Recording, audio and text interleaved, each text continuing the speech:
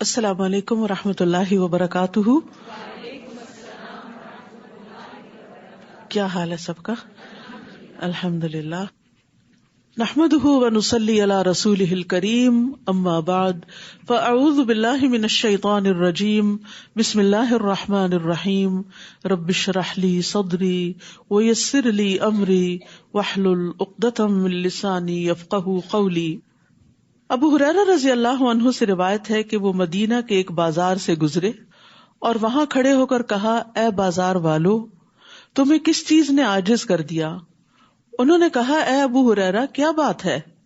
کہا، وہاں رسول اللہ صلی اللہ علیہ وسلم کی میراث تقسیم ہو رہی ہے اور تم یہاں ہو، اور وہاں جا کر اس میں سے اپنا حصہ کیوں نہیں لیتے؟ انہوں نے کہا، کہاں؟ کہا، مسجد میں.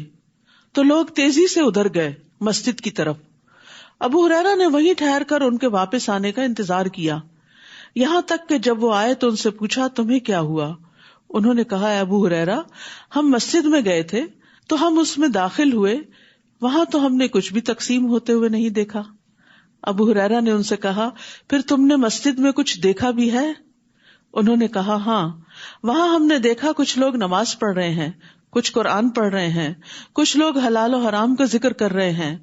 ابو ہریرہ نے کہا، تمہاری خرابی ہو، یہی تو محمد صلی اللہ علیہ وسلم کی میراث ہے، یعنی قرآن کا پڑھنا اور پھر حلال و حرام کو جاننا. تو اللہ سبحانہ وتعالیٰ سے دعا ہے کہ ہمیں انبیاء کے اور خاص طور پر نبی صلی اللہ علیہ وسلم کے اس ورثے میں وافر حصہ عطا فرمائے. چھٹا پارہ. اعوذ باللہ من الشیطان الرجیم. بسم اللہ الرحمن الرحیم. لا يحب اللہ الجہر بالسوء من القول الا من ظلم وکان اللہ سمیعا علیما. ان تبدوا خیرا او تخفوه او تعفو عن سوء فإن اللہ كان عفوا قدیرا. شروع کرتی ہوں اللہ کے نام سے جو بے انتہا مہربان نہایت رحم فرمانے والا ہے. لا يحب اللہ الجہر بالسوء من القول الا من ظلم وكان اللہ سمیعا علیما. اللہ بری بات کے ساتھ آواز بلند کرنے کو پسند نہیں کرتا مگر جس پر ظلم کیا گیا ہو، اور اللہ خوب سننے والا، خوب جاننے والا ہے. اللہ سبحانہ تعالیٰ برائی سے نفرت کرتا ہے، وہ برائی کیسی بھی ہو، خواہ وہ سوچ کی ہو، خواہ وہ عمل کی ہو، خواہ وہ قول میں ہو. یہاں خاص طور پر بری باتیں بلند آواز سے کرنا اور ان کو عام کرنا، ان کو نشر کرنا، ان کا اعلان کرنا اللہ سبحانہ تعالیٰ کو پسند نہیں. ہاں، ایک صورت ہے کہ اگر کسی پر ظلم کیا گیا ہو تو وہ ظالم کے خلاف اپنے جذبات کا اظہار کر سکتا ہے، اپنے ظلم کا ذکر کر سکتا ہے تاکہ وہ ظلم کے خلاف دوسرے کی مدد لے سکے. تو اللہ سبحانہ تعالیٰ نے مظلوم کو بری بات کے اظہار کی رخصت دی ہے تاکہ وہ اپنا غصہ ٹھنڈا کر لے اور اپنے ظلم کو اپنے سے دور کر سکے. اسی طرح صاحب حق کو بات کرنے کی اجازت ہے. ابو ہریرہ رضی اللہ عنہ سے مروی ہے کہ ایک شخص نبی صلی اللہ علیہ وسلم سے اپنے قرض کا تقاضا کرنے آیا اور سخت گفتگو کرنے لگا.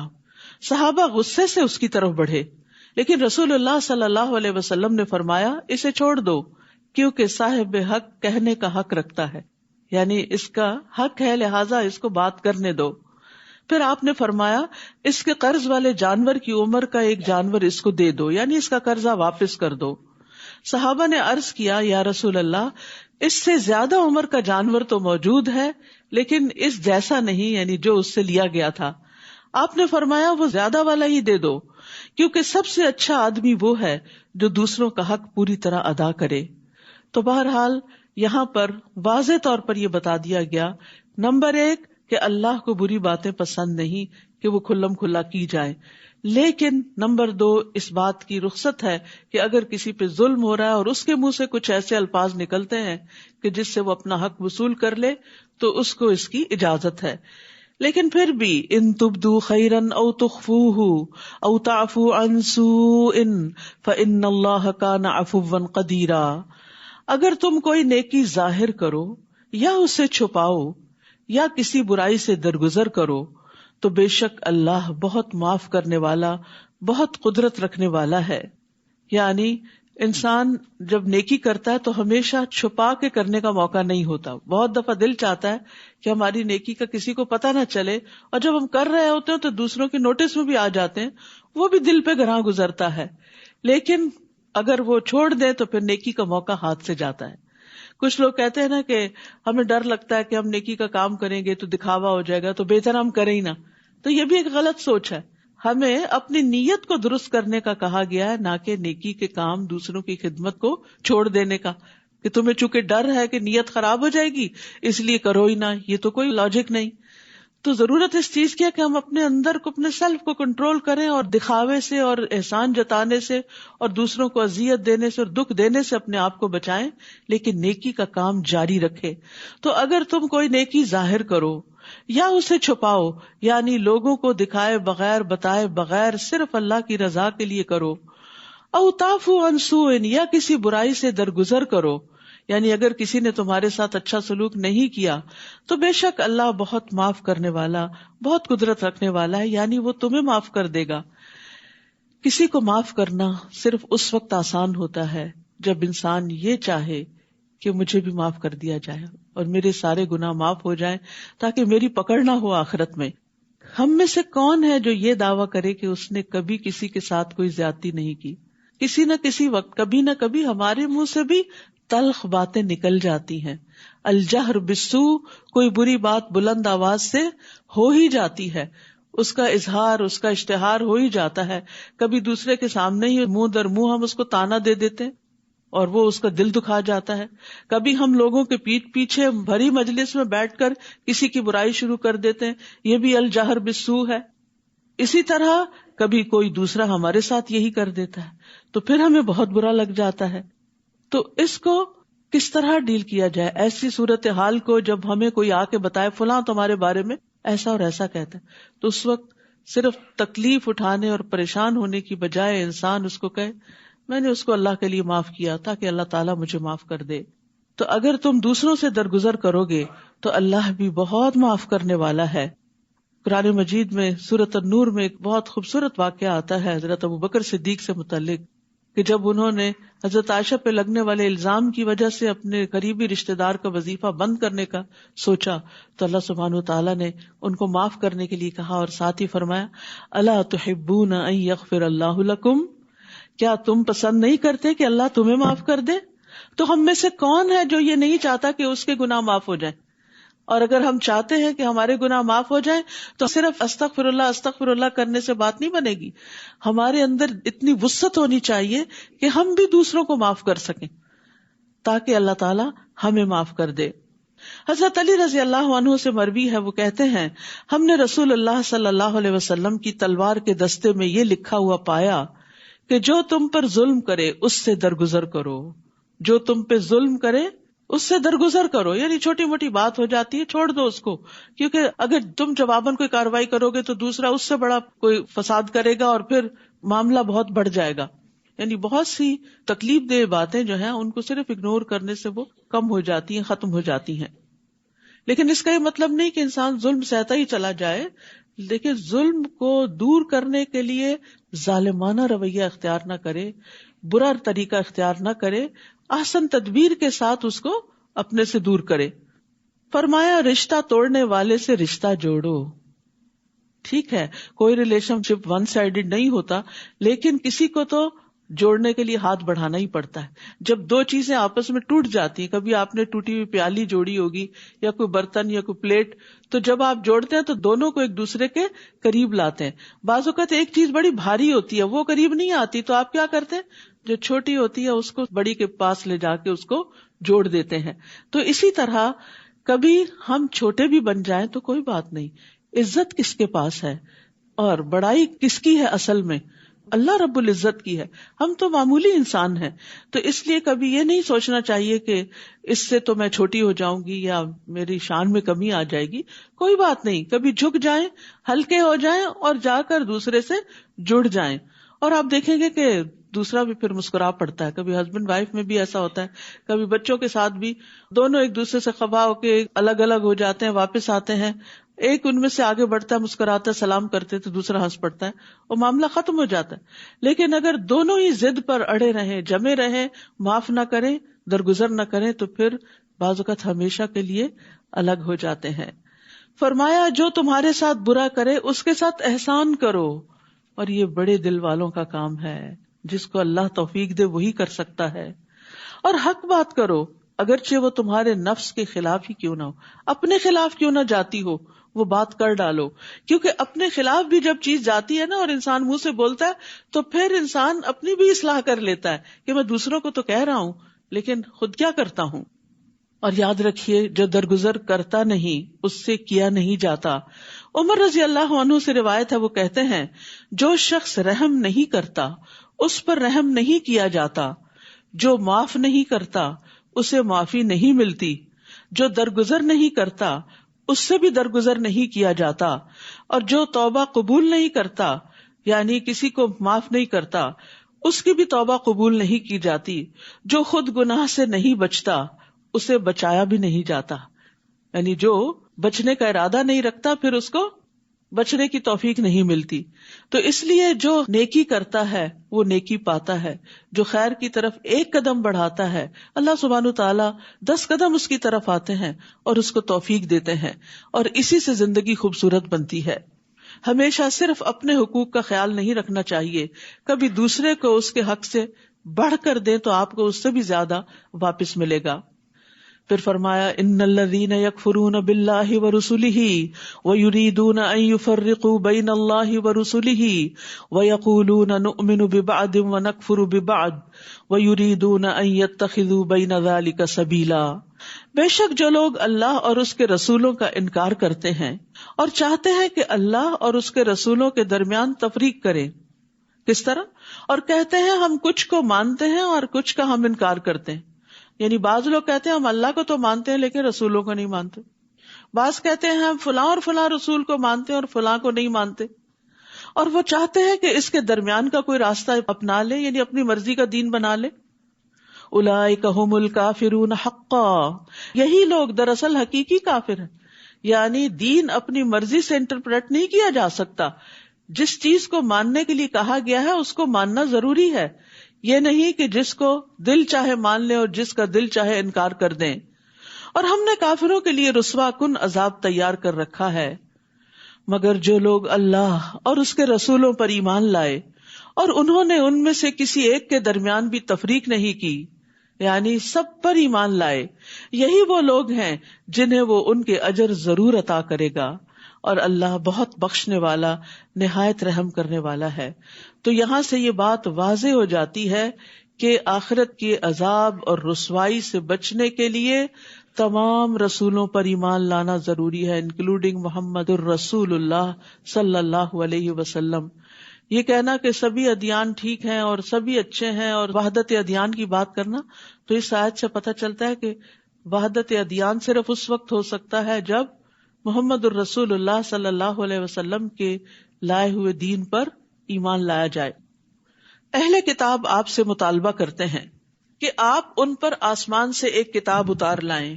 در حقیقت انہوں نے موسیٰ سے اس سے بڑی چیز کا مطالبہ کیا تھا، بس انہوں نے کہا تھا ہمیں اللہ کو سامنے دکھاؤ.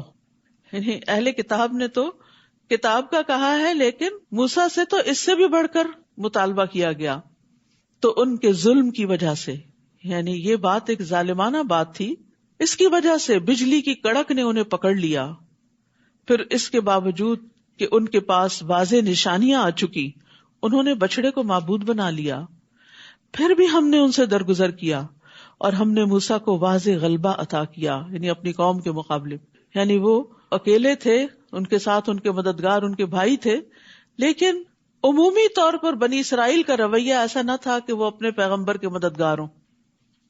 تو اللہ سبحانہ تعالیٰ نے ایسے سارے لوگوں کے مقابلے میں موسیٰ علیہ السلام کو پھر بھی قوت عطا کی تھی کہ وہ اپنا کام کرتے رہے.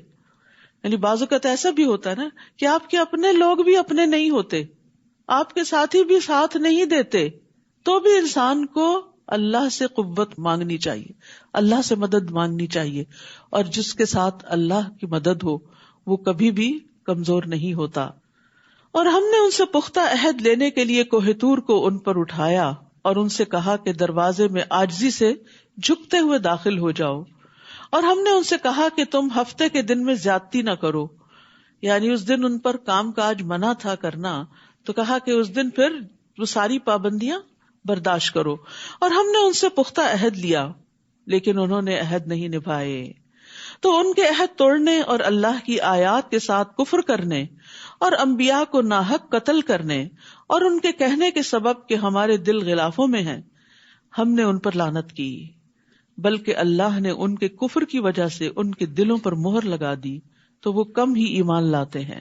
تو یاد رکھیے، جو لوگ اللہ کا عہد توڑ دے، جو لوگ انبیاء کے ساتھ زیادتی کریں، اور جو لوگ کوئی بات سننے کو تیار نہ ہو، یہ کہیں کہ ہمارے دل تو غلاف میں محفوظ ہیں، مزید کوئی بات ان میں داخل نہیں ہو سکتی، تو پھر اللہ سبحانہ تعالیٰ ایمان لانے کی اور نیک کام کرنے کی توفیق ہی چھین لیتا ہے. غلطی تو کسی سے بھی ہو جاتی ہے، لیکن مومن وہ ہوتا ہے جو غلطی کر کے اصرار نہیں کرتا، فوراً اللہ کی طرف پلٹتا ہے. گناہ چھوٹا ہو یا بڑا ہو اس پر اصرار نہیں کرنا چاہیے، اس سے فوراً نکلنے کی فکر کرنی چاہیے. اس سے انسان کے اندر مزید خیر کا مادہ پیدا ہوتا ہے اور خیر کی توفیق اس کو نصیب ہوتی ہے. اور ان کے کفر کرنے اور مریم پر بہت بڑا بہتان لگانے کی وجہ سے اللہ نے ان پر لعنت کی تھی، اور ان کے یہ کہنے کی وجہ سے کہ بے شک ہم نے ہی اللہ کے رسول مسیح عیسیٰ ابن مریم کو قتل کیا ہے. اب دیکھیے کہ اللہ کے رسول کو قتل کرنا اور پھر اس ڈھٹائی کے ساتھ اعتراف کرنا. افسوس کہ جیسے آج کل مسلمانوں کے اندر بھی بعض لوگ بڑی بڑی تقریب کاری کر کے پھر بڑے فخر سے کہتے ہیں ہم نے کی، تو یہ کوئی خیر اور بھلائی کا کام نہیں. یہ محمد صلی اللہ علیہ وسلم کی سنت پر چلنا نہیں کہ انسان بے گناہوں اور معصوم لوگوں کی جان لے اور بے وجہ ان کو قتل کر ڈالے اور پھر فخر سے اس کا اظہار بھی کرے. تو بنی اسرائیل نے بھی اسی قسم کے فخر کا اظہار کیا. تو اللہ سبحانہ تعالیٰ فرماتے ہیں حالانکہ انہوں نے اسے قتل نہیں کیا اور نہ اسے سولی پر چڑھایا، بلکہ یہ معاملہ ان پر مشتبہ بنا دیا گیا تھا. روایات میں یہ آتا ہے کہ جب عیسیٰ علیہ السلام کو بنی اسرائیل کی سازشوں کا علم ہوا اور پتہ چلا کہ اب آخری وقت آ گیا ہے، یہ مجھے مار ہی ڈالیں گے، تو انہوں نے اپنے حواریوں میں سے جو 12 یا 17 بتائے جاتے ہیں کہا کہ کون میری جگہ قتل ہونے کو تیار ہے کہ اللہ تعالیٰ میری صورت اس پہ ڈال دے گا. تو ایک حواری تیار ہوا اور عیسیٰ علیہ السلام کو اللہ تعالیٰ نے آسمان پہ اٹھا لیا اور وہ شخص عیسیٰ علیہ السلام کی شکل میں پکڑا گیا اور مارا گیا. تو اسی لیے اللہ تعالیٰ فرماتے ہیں بلکہ معاملہ ان پہ مشتبہ بنا دیا گیا. لیکن یہ بات قرآن کی روح سے یقینی ہے کہ عیسیٰ علیہ السلام کو نہ قتل کیا گیا تھا نہ سولی پہ چڑھایا گیا تھا. دوسری جگہ پر آتا ہے بل رفعہ اللہ الیہ، اللہ نے اس کو اپنی طرف اٹھا لیا.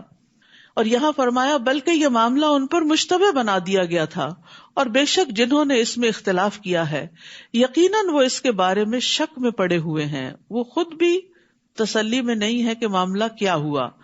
انہیں اس کے بارے میں کوئی علم نہیں سوائے گمان کی پیروی کرنے کے، اور انہوں نے اسے یقینی طور پر قتل نہیں کیا بلکہ اللہ نے اسے اپنی طرف اٹھا لیا. اور اللہ بہت زبردست خوب حکمت والا ہے، یعنی اس کے لیے کوئی کام بھی مشکل نہیں، وہ غالب ہے.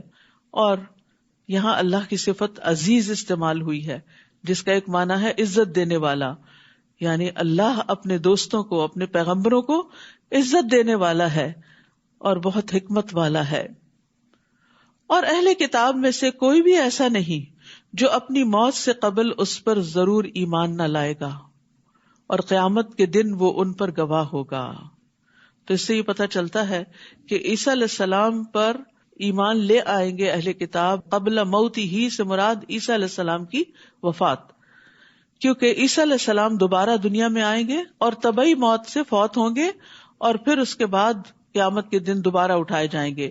ابو ہریرہ رضی اللہ عنہ سے مروی ہے، وہ کہتے ہیں کہ رسول اللہ صلی اللہ علیہ وسلم نے فرمایا عیسیٰ ابن مریم نازل ہوں گے، یعنی جو اللہ نے ان کو اوپر اٹھا لیا وہ دوبارہ زمین پر آئیں گے، بس وہ خنزیر کو قتل کریں گے، صلیب کو مٹا دیں گے، اور ان کے لیے نماز کو جمع کیا جائے گا، یعنی لوگ نماز کے لیے اکٹھے ہوں گے، مال عطا کیا جائے گا یہاں تک کہ اسے قبول نہیں کیا جائے گا، یعنی کوئی صدقہ لینے والا نہیں رہے گا، آپ جزیہ کو ختم کر دیں گے اور روحا نامی جگہ پر پڑاؤ کریں گے، وہاں سے حج یا عمرہ کریں گے یا ان دو عبادتوں کو ملا کر کریں گے۔ پھر ابو ہریرہ رضی اللہ عنہ نے اسی آیت کی تلاوت کی جس کا مطلب ہے اور اہل کتاب میں سے کوئی نہیں مگر اس کی موت یعنی عیسیٰ علیہ السلام کی موت سے پہلے اس پر ضرور ایمان لائے گا اور وہ قیامت کے دن ان پر گواہ ہوں گے۔ تو یاد رکھیے کہ عیسیٰ علیہ السلام کا دوبارہ دنیا میں آنا جو ہے یہ متواتر احادیث سے ثابت ہے، یعنی 70 سے زیادہ احادیث ہیں جو اس بات پر گواہ ہیں کہ عیسیٰ علیہ السلام آئیں گے اور دنیا میں حاکم عادل کی شکل میں آئیں گے، نئے نبی کی شکل میں نہیں، نبی صلی اللہ علیہ وسلم کی پیروی میں ہی ایک طرح سے آئیں گے، اور پھر اس کے بعد یہ کہ ان کے آنے کے بعد اسلام کے سوا باقی ادیان ختم ہو جائیں گے۔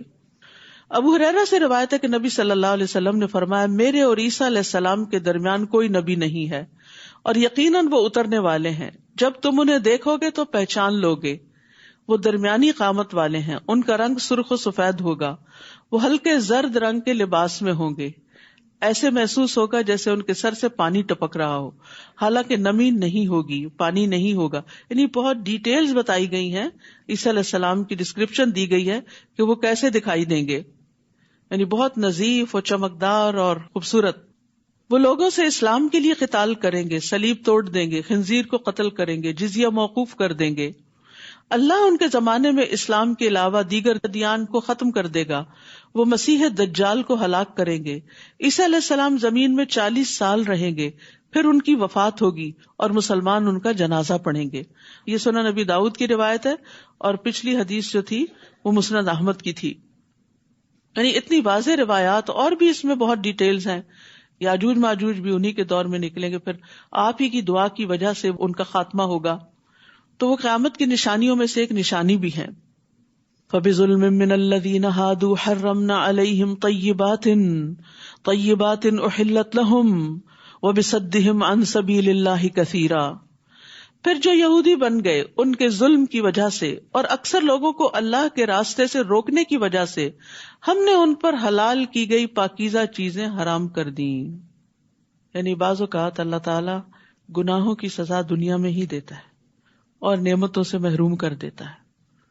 بہت سی حلال چیزیں ان پر حرام کر دی گئی تھی، تو اس سے کیا پتہ چلتا ہے کہ انسان کو گناہوں سے ڈرنا چاہیے۔ اگر وقتی طور پر کوئی نقصان نہیں بھی ہوتا تو ایسا نہ ہو کہ مرنے سے پہلے انسان کسی فتنے یا آزمائش میں پڑ جائے، تو ہمیشہ اللہ سے توبہ کرتے رہے۔ اول تو بچنے کی کوشش کرے، تقویٰ بچنے ہی کا نام ہے، اور پھر انسان ہے، کمزور ہیں، گر پڑتے ہیں، تو گر پڑے تو اٹھ جائیں، یعنی توبہ کر لیں، تاکہ دنیا اور آخرت دونوں کی سزا سے بچ سکے۔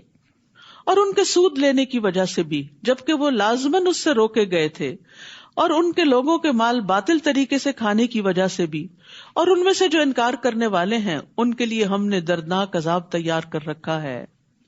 لیکن ان میں سے جو لوگ علم میں راسخ ہیں اور جو مومن ہیں وہ اس پر ایمان لاتے ہیں جو آپ کی طرف نازل کیا گیا اور جو آپ سے پہلے نازل کیا گیا، اور جو نماز قائم کرنے والے ہیں اور زکوٰۃ ادا کرنے والے ہیں اور اللہ اور یوم آخرت پر ایمان رکھنے والے ہیں، یہی وہ لوگ ہیں جنہیں ہم ضرور اجر عظیم عطا کریں گے۔ یہاں خاص طور پر مومنوں کے ساتھ الراسخون فی العلم کی بات بھی ہوئی کہ وہ لوگ جو علم میں گڑے ہوئے ہوتے ہیں۔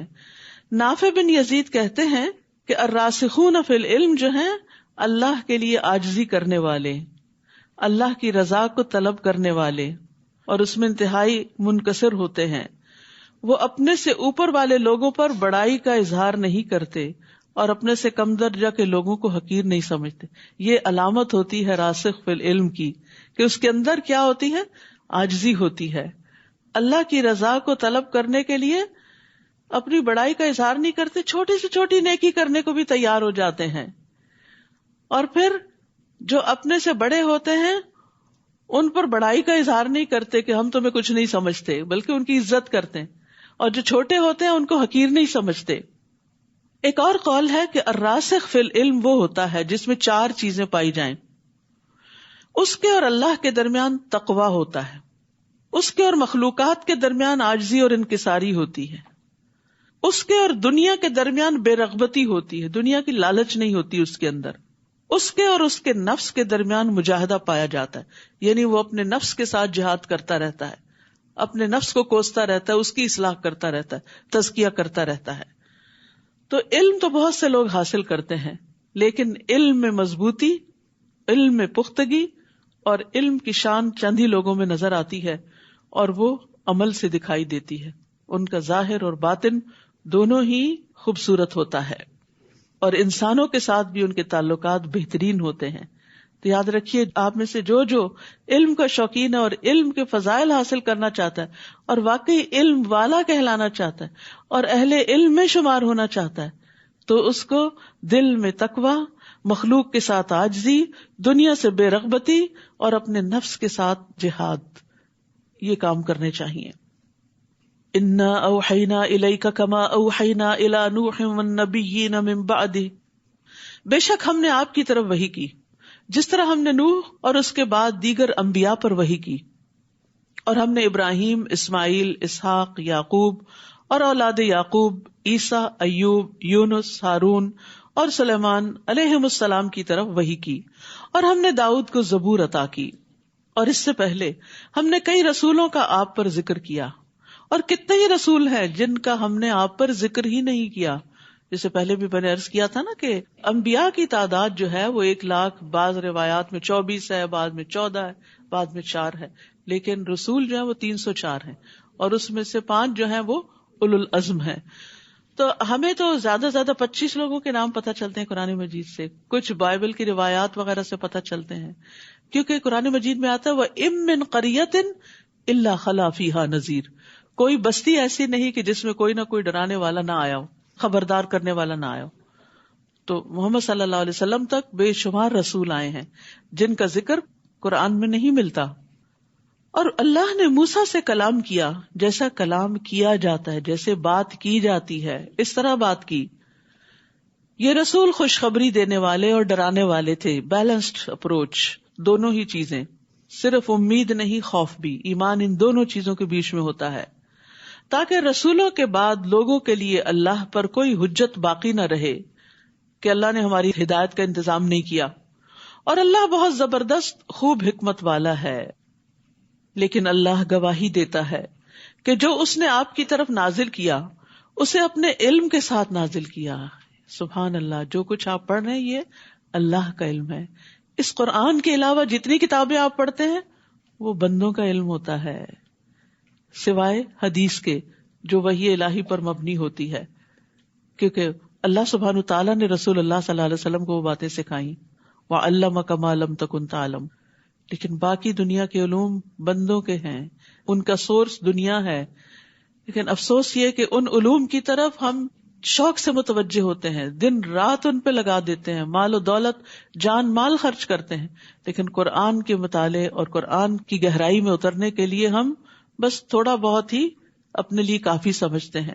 تو عقل مند ہے وہ جو اللہ کے علم سے فائدہ اٹھائے اور اس کی روشنی میں اپنی زندگی بسر کرے. اور فرشتے بھی گواہی دیتے ہیں، اللہ بھی گواہی دیتا ہے اور فرشتے بھی گواہی دیتے ہیں، اور کافی ہے اللہ گواہ کہ یہ قرآن یا وحی جو ہے نبی صلی اللہ علیہ وسلم کی طرف وہ اللہ کا علم ہے. عطا فرماتے ہیں کہ جب ہم میں سے کوئی قرآن سیکھ جاتا تو ابو عبد الرحمن السلمی فرماتے، تم نے اللہ کا علم لے لیا ہے اور تم میں سے افضل وہی ہو سکتا ہے جو اس پر عمل کرے. یعنی کامیاب تو پھر وہی ہے جو اللہ کے علم کو اپنی زندگی میں اپنا لے. ان الذین کفروا وصدوا عن سبیل اللہ قد ضلوا ضلالا بعیدا، بے شک وہ لوگ جنہوں نے کفر کیا اور اللہ کے راستے سے روکا، یقیناً وہ گمراہی میں بہت دور نکل گئے. دور نکلنے کا مطلب یہ کہ ان کا واپس پلٹنا بھی بڑا مشکل ہے. بے شک وہ لوگ جنہوں نے کفر کیا اور ظلم کیا، اللہ انہیں ہرگز نہ بخشے گا. ظلم سے مراد شرک، اور نہ انہیں کسی راستے کی ہدایت دے گا سوائے جہنم کے راستے کے جس میں وہ ہمیشہ ہمیشہ رہنے والے ہیں، اور یہ بات اللہ پر بہت آسان ہے.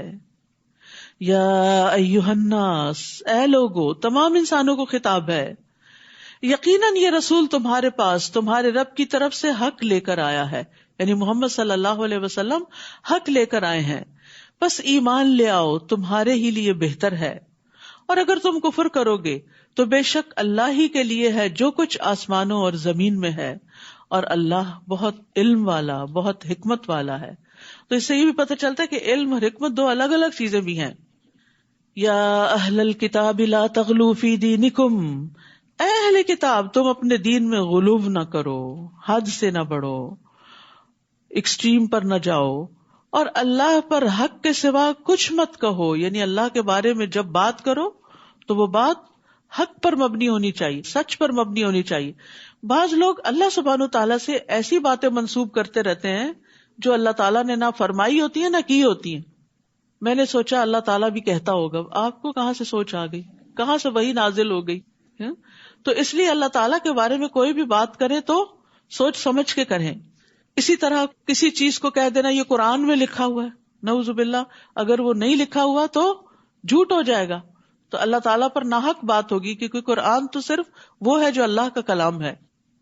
بلا شبہ مسیح عیسیٰ ابن مریم اللہ کے رسول اور اس کا کلمہ تھے، جن کو اس نے مریم کی طرف ڈالا، یعنی کلمہ کن کو القاء کیا مریم علیہ السلام کی طرف جبریل علیہ السلام کے ذریعے، اور اس کی طرف سے ایک روح، اس کی طرف سے اپنی طرف کیوں منسوب کیا؟ تشریف کے لیے، ان کی عزت کے لیے، ان کی قدردانی کے لیے۔ تو تم اللہ اور اس کے رسولوں پر ایمان لاؤ، اور نہ کہو تم کے تین ہیں، باز آ جاؤ، یہ تمہارے لیے بہتر ہے۔ ولا تقولوا ثلاثہ، تین الہوں کا ذکر مت کرو، بے شک اللہ ایک ہی الہ ہے۔ انما اللہ الہ واحد سبحانہ، وہ اس سے پاک ہے، ان یکون لہ ولد، کہ اس کے لیے کوئی اولاد ہو، لہ ما فی السماوات و ما فی الارض، اسی کا ہے جو کچھ آسمانوں اور زمین میں ہے، وکفی باللہ وکیلا، اور کافی ہے اللہ کارساز، یعنی اللہ کو بیٹے کی ضرورت نہیں، کیونکہ وہ تو زمین و آسمان کی ہر چیز کا ہی مالک ہے۔ تو یہاں پر اللہ سبحانہ تعالیٰ اہل کتاب کو اہل کتاب کہہ کر ذمہ داری کا احساس دلا رہے ہیں کہ تم اپنی ہی کتاب کی مخالفت کر رہے ہو، اور پھر خاص طور پر غلو سے منع کیا گیا۔ دین میں غلو کا مطلب یہ ہوتا ہے کہ دیندار ایسی چیز کو ظاہر کرے جو اس حد کو ہی ختم کر دے جو دین نے اس کے لیے مقرر کی ہیں۔ اب جیسے یہود نے دین میں غلو کیا کہ انہوں نے عیسیٰ علیہ السلام اور محمد صلی اللہ علیہ وسلم کو نبی ہی نہیں مانا۔ اسی طرح عیسائیوں نے کیا کیا کہ عیسیٰ علیہ السلام کو نبی ماننے کی بجائے اللہ کا بیٹا بنا دیا۔ اسی طرح امت محمد صلی اللہ علیہ وسلم میں بھی بعض اوقات غلو پایا جاتا ہے۔ وہ کس طرح کہ لوگ نبی صلی اللہ علیہ وسلم کا مقام اور مرتبہ بعض اوقات اللہ تعالیٰ کے برابر اور بعض اوقات اس سے بھی آگے بڑھا دیتے۔ وہ جیسے وہ شعر بنایا ہوا نا، خدا جو پکڑے چھڑا لے محمد، محمد کا پکڑا چھڑا کوئی نہیں سکتا۔ نعوذ باللہ، اب یہ کہ محمد صلی اللہ علیہ وسلم کا مقام اللہ تعالیٰ سے بھی آگے کر دیا۔ ایک اور غلو کی قسم ہے کہ اپنے علماء، اپنی پسندیدہ شخصیات، اپنے فقہاء اور اپنے جو دین میں اکابر ہیں، بڑے ہیں، ان کی بات کو محمد صلی اللہ علیہ وسلم کی بات سے بھی آگے کر دیا۔ یعنی ولیوں کا اور بعض بزرگان دین کا درجہ اور ان کی عقیدت اور محبت اس قدر زیادہ ہے کہ اس کے مقابلے میں محمد صلی اللہ علیہ وسلم کی تعلیمات سے کوئی واسطہ ہی نہیں، اور نہ ان سے ویسی محبت ہے۔ تو یہ ساری غلو کی قسمیں ہیں۔ شخصیت پرستی بھی اسی میں آ جاتی کہ کسی انسان کی بات کو اتنی امپورٹنس دینا کہ اللہ اور اس کے رسول کی بات ہی بھول جائے۔ تو رسول اللہ صلی اللہ علیہ وسلم نے فرمایا، اے لوگو، تم پر تقوی اختیار کرنا لازم ہے، کہیں ایسا نہ ہو کہ شیطان تمہیں اغوا کر لے۔ میں محمد بن عبداللہ ہوں، اللہ کا بندہ اور اس کا رسول ہوں۔ اللہ کی قسم میں نہیں چاہتا کہ تم لوگ مجھے میرے اس مقام سے بلند کر دو جو اللہ عز و جل نے میرے لیے مقرر کیا ہے۔ تو کسی کو بھی اس کے مقام سے بلند نہیں کرنا چاہیے، جو جس کا مقام ہے اس کو وہیں رکھنا چاہیے، یعنی ہر صاحب حق کو اس کا حق ملنا چاہیے، نہ اس کو بڑھانا چاہیے اور نہ گھٹانا چاہیے۔ مسیح ہرگز آر محسوس نہیں کرتے کہ وہ اللہ کا بندہ ہوں، اور نہ ہی مقرب فرشتے، اور جو کوئی اس کی عبادت سے آر محسوس کرے اور تکبر کرے تو وہ ضرور ان سب کو اپنی طرف اکٹھا کرے گا۔ یعنی عیسیٰ علیہ السلام اس بات میں عار محسوس نہیں کرتے کہ وہ اللہ کے بندے ہوں. انہوں نے کبھی بھی اپنے آپ کو اللہ کا بیٹا نہیں کہا، وہ اللہ کا بندہ ہی کہتے تھے اور اللہ کے آگے جھکنے والے تھے، اس کی فرما برداری کرنے والے تھے. اور یاد رکھیے کسی کو بھی یہ حق نہیں کہ اللہ کی عبادت سے عار محسوس کرے، یعنی دین کے کسی حکم پر عمل کرتے ہوئے اسے کوئی عار ہو کہ نہیں اس سے میری شان میں کمی آ جائے گی، لوگ کیا کہیں گے. جیسے بعض گیدرنگز میں نماز پڑھنے میں لوگ عار محسوس کرتے ہیں، نہیں میں تو اللہ کا بندہ ہوں، اللہ کے آگے جھک رہا ہوں، سمپل سی بات ہے، اس میں ڈرنے کی تو کوئی بات ہی نہیں، نہ کسی کو اوفینڈ کرنے کی کوئی بات ہے. میرے نماز پڑھنے سے کوئی اوفینڈ کیوں ہوتا ہے؟ میں کسی کو تو کوئی نقصان نہیں دے رہی، میں تو اپنے رب کے ساتھ وفاداری کا اظہار کر رہی ہوں اور اس کے آگے جھک رہی ہوں. رسول اللہ صلی اللہ علیہ وسلم نے فرمایا ایمان والے عاجزی کرنے والے اور نرم ہوتے ہیں، اس مانوس اونٹ کی طرح کہ اگر اس کو چلایا جائے تو وہ چلتا ہے، اگر اس کو پیچھے سے ہانکا جائے تو بھی چلتا ہے، اگر تو اسے چٹان پر بٹھا دے تو وہ بیٹھ جاتا ہے. ان میں کوئی اکڑ نہیں ہوتی، انا نہیں ہوتی، حق بات کو سن کر اس کو قبول کر لیتے ہیں، اس کو سمجھ جاتے ہیں، اس کے مطابق عمل کر لیتے ہیں. یہ ہے مومن کی شان. لیکن افسوس یہ کہ بعض اوقات ہم دین کا کام کرتے ہوئے بھی ایسی انا کا شکار ہو جاتے ہیں کہ اپنے غلط موقف سے بھی ہٹنے کو تیار نہیں ہوتے. تو اس لیے مومن کے اندر جو نمایاں خوبی ہے، ابتدا پارے سے لے کے اب تک جو بات ہوئی ہے، وہ کیا ہے کہ راسخون فی العلم کے اندر بھی عاجزی ہوتی ہے. فَأَمَّا الَّذِينَ آمَنُوا وَعَمِلُوا الصَّالِحَاتِ فَيُوَفِّيهِمْ أُجُورَهُمْ وَيَزِيدُهُمْ مِنْ فَضْلِهِ. تو رہے وہ لوگ جو ایمان لائے اور انہوں نے نیک عمل کیے تو وہ انہیں ان کے اجر پورے پورے دے گا. جو محنت کرو گے محنت کا صلہ مل جائے گا، کچھ بھی ضائع نہیں ہوگا. اور صرف محنت کا صلہ یا اجرت ہی نہیں ملے گی بلکہ اپنے فضل سے زیادہ بھی دے گا، ایکسٹرا دے گا. اور یہی اللہ کی شان ہے. بندہ اپنی حیثیت میں کام کرتا ہے اور اللہ رب العزت اپنی شان کے مطابق دیتا ہے. تو اللہ سبحانہ وتعالیٰ آپ کی بھی ان ساری کوششوں کو اپنی شان کے مطابق قبول کرے، کیونکہ بندوں کے لیے جب کوئی بندہ کام کرتا ہے تو بندے اس کا حق ادا نہیں کر سکتے. لیکن جو بندوں کی غلامی سے نکل کر صرف اللہ کی رضا کے لیے کوئی کام کرتا ہے تو اللہ سبحانہ وتعالیٰ اس سے راضی ہو جاتا ہے اور اس کی قدر بڑھا دیتا ہے. اور رہے وہ لوگ جنہوں نے عبادت سے عار محسوس کی اور انہوں نے تکبر کیا تو وہ انہیں دردناک عذاب دے گا اور وہ اپنے لیے اللہ کے سوا کوئی حمایتی اور مددگار نہ پائیں گے. یا ایھا الناس، اے لوگو، تحقیق تمہارے پاس تمہارے رب کی طرف سے ایک دلیل آ چکی ہے اور ہم نے تمہاری طرف ایک واضح نور نازل کیا ہے. یعنی اللہ کا رسول بھی آ چکا ہے اور قرآن بھی آ چکا ہے. اب کوئی حجت باقی نہیں رہی کہ انسان کہے کہ میرے پاس تو ہدایت حاصل کرنے کا ذریعہ ہی نہیں تھا. اگر ہم فائدہ نہ اٹھائیں، مثلا کھانا رکھا ہوا ہو اور آپ نہ کھائیں اور بھوکے مر جائیں تو کس کو بلیم کریں گے؟ اپنے آپ ہی کو. تو حق واضح ہے، قرآن و سنت اصل خالص شکل میں موجود ہے، لہذا جو فائدہ اٹھانا چاہے وہ اٹھا سکتا ہے اور جو ان کے ہوتے ہوئے بھی بھوکا رہنا چاہے وہ اپنی جان پر ہی ظلم کرتا ہے. فَأَمَّا الَّذِينَ آمَنُوا بِاللَّهِ وَاعْتَصَمُوا بِهِ فَسَيُدْخِلُهُمْ فِي رَحْمَةٍ مِّنْهُ وَفَضْلٍ وَيَهْدِيهِمْ إِلَيْهِ صِرَاطًا مُسْتَقِيمًا. تو رہے وہ لوگ جو اللہ پر ایمان لائے اور انہوں نے اسے مضبوط پکڑا، یعنی اللہ کو اپنا سہارا بنا لیا ہر غم میں، ہر خوشی میں، ہر مشکل میں، تو وہ ضرور انہیں اپنی طرف سے رحمت میں اور فضل میں داخل کرے گا.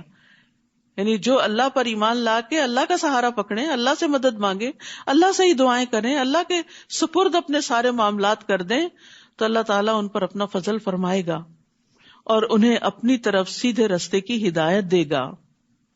پھر ہے وہ آپ سے فتویٰ پوچھتے ہیں، کہہ دیجئے اللہ تمہیں کلالہ کے بارے میں فتویٰ دیتا ہے. کلالہ کہتے ہیں ایسی میت کو جس کے نہ پیرنٹس ہوں دنیا میں اس کے بعد اور نہ اولاد ہو، لیکن اس نے مال چھوڑا ہو، تو اب اس کا مال کون لے؟ عام طور پر تو وارث کون ہوتے ہیں؟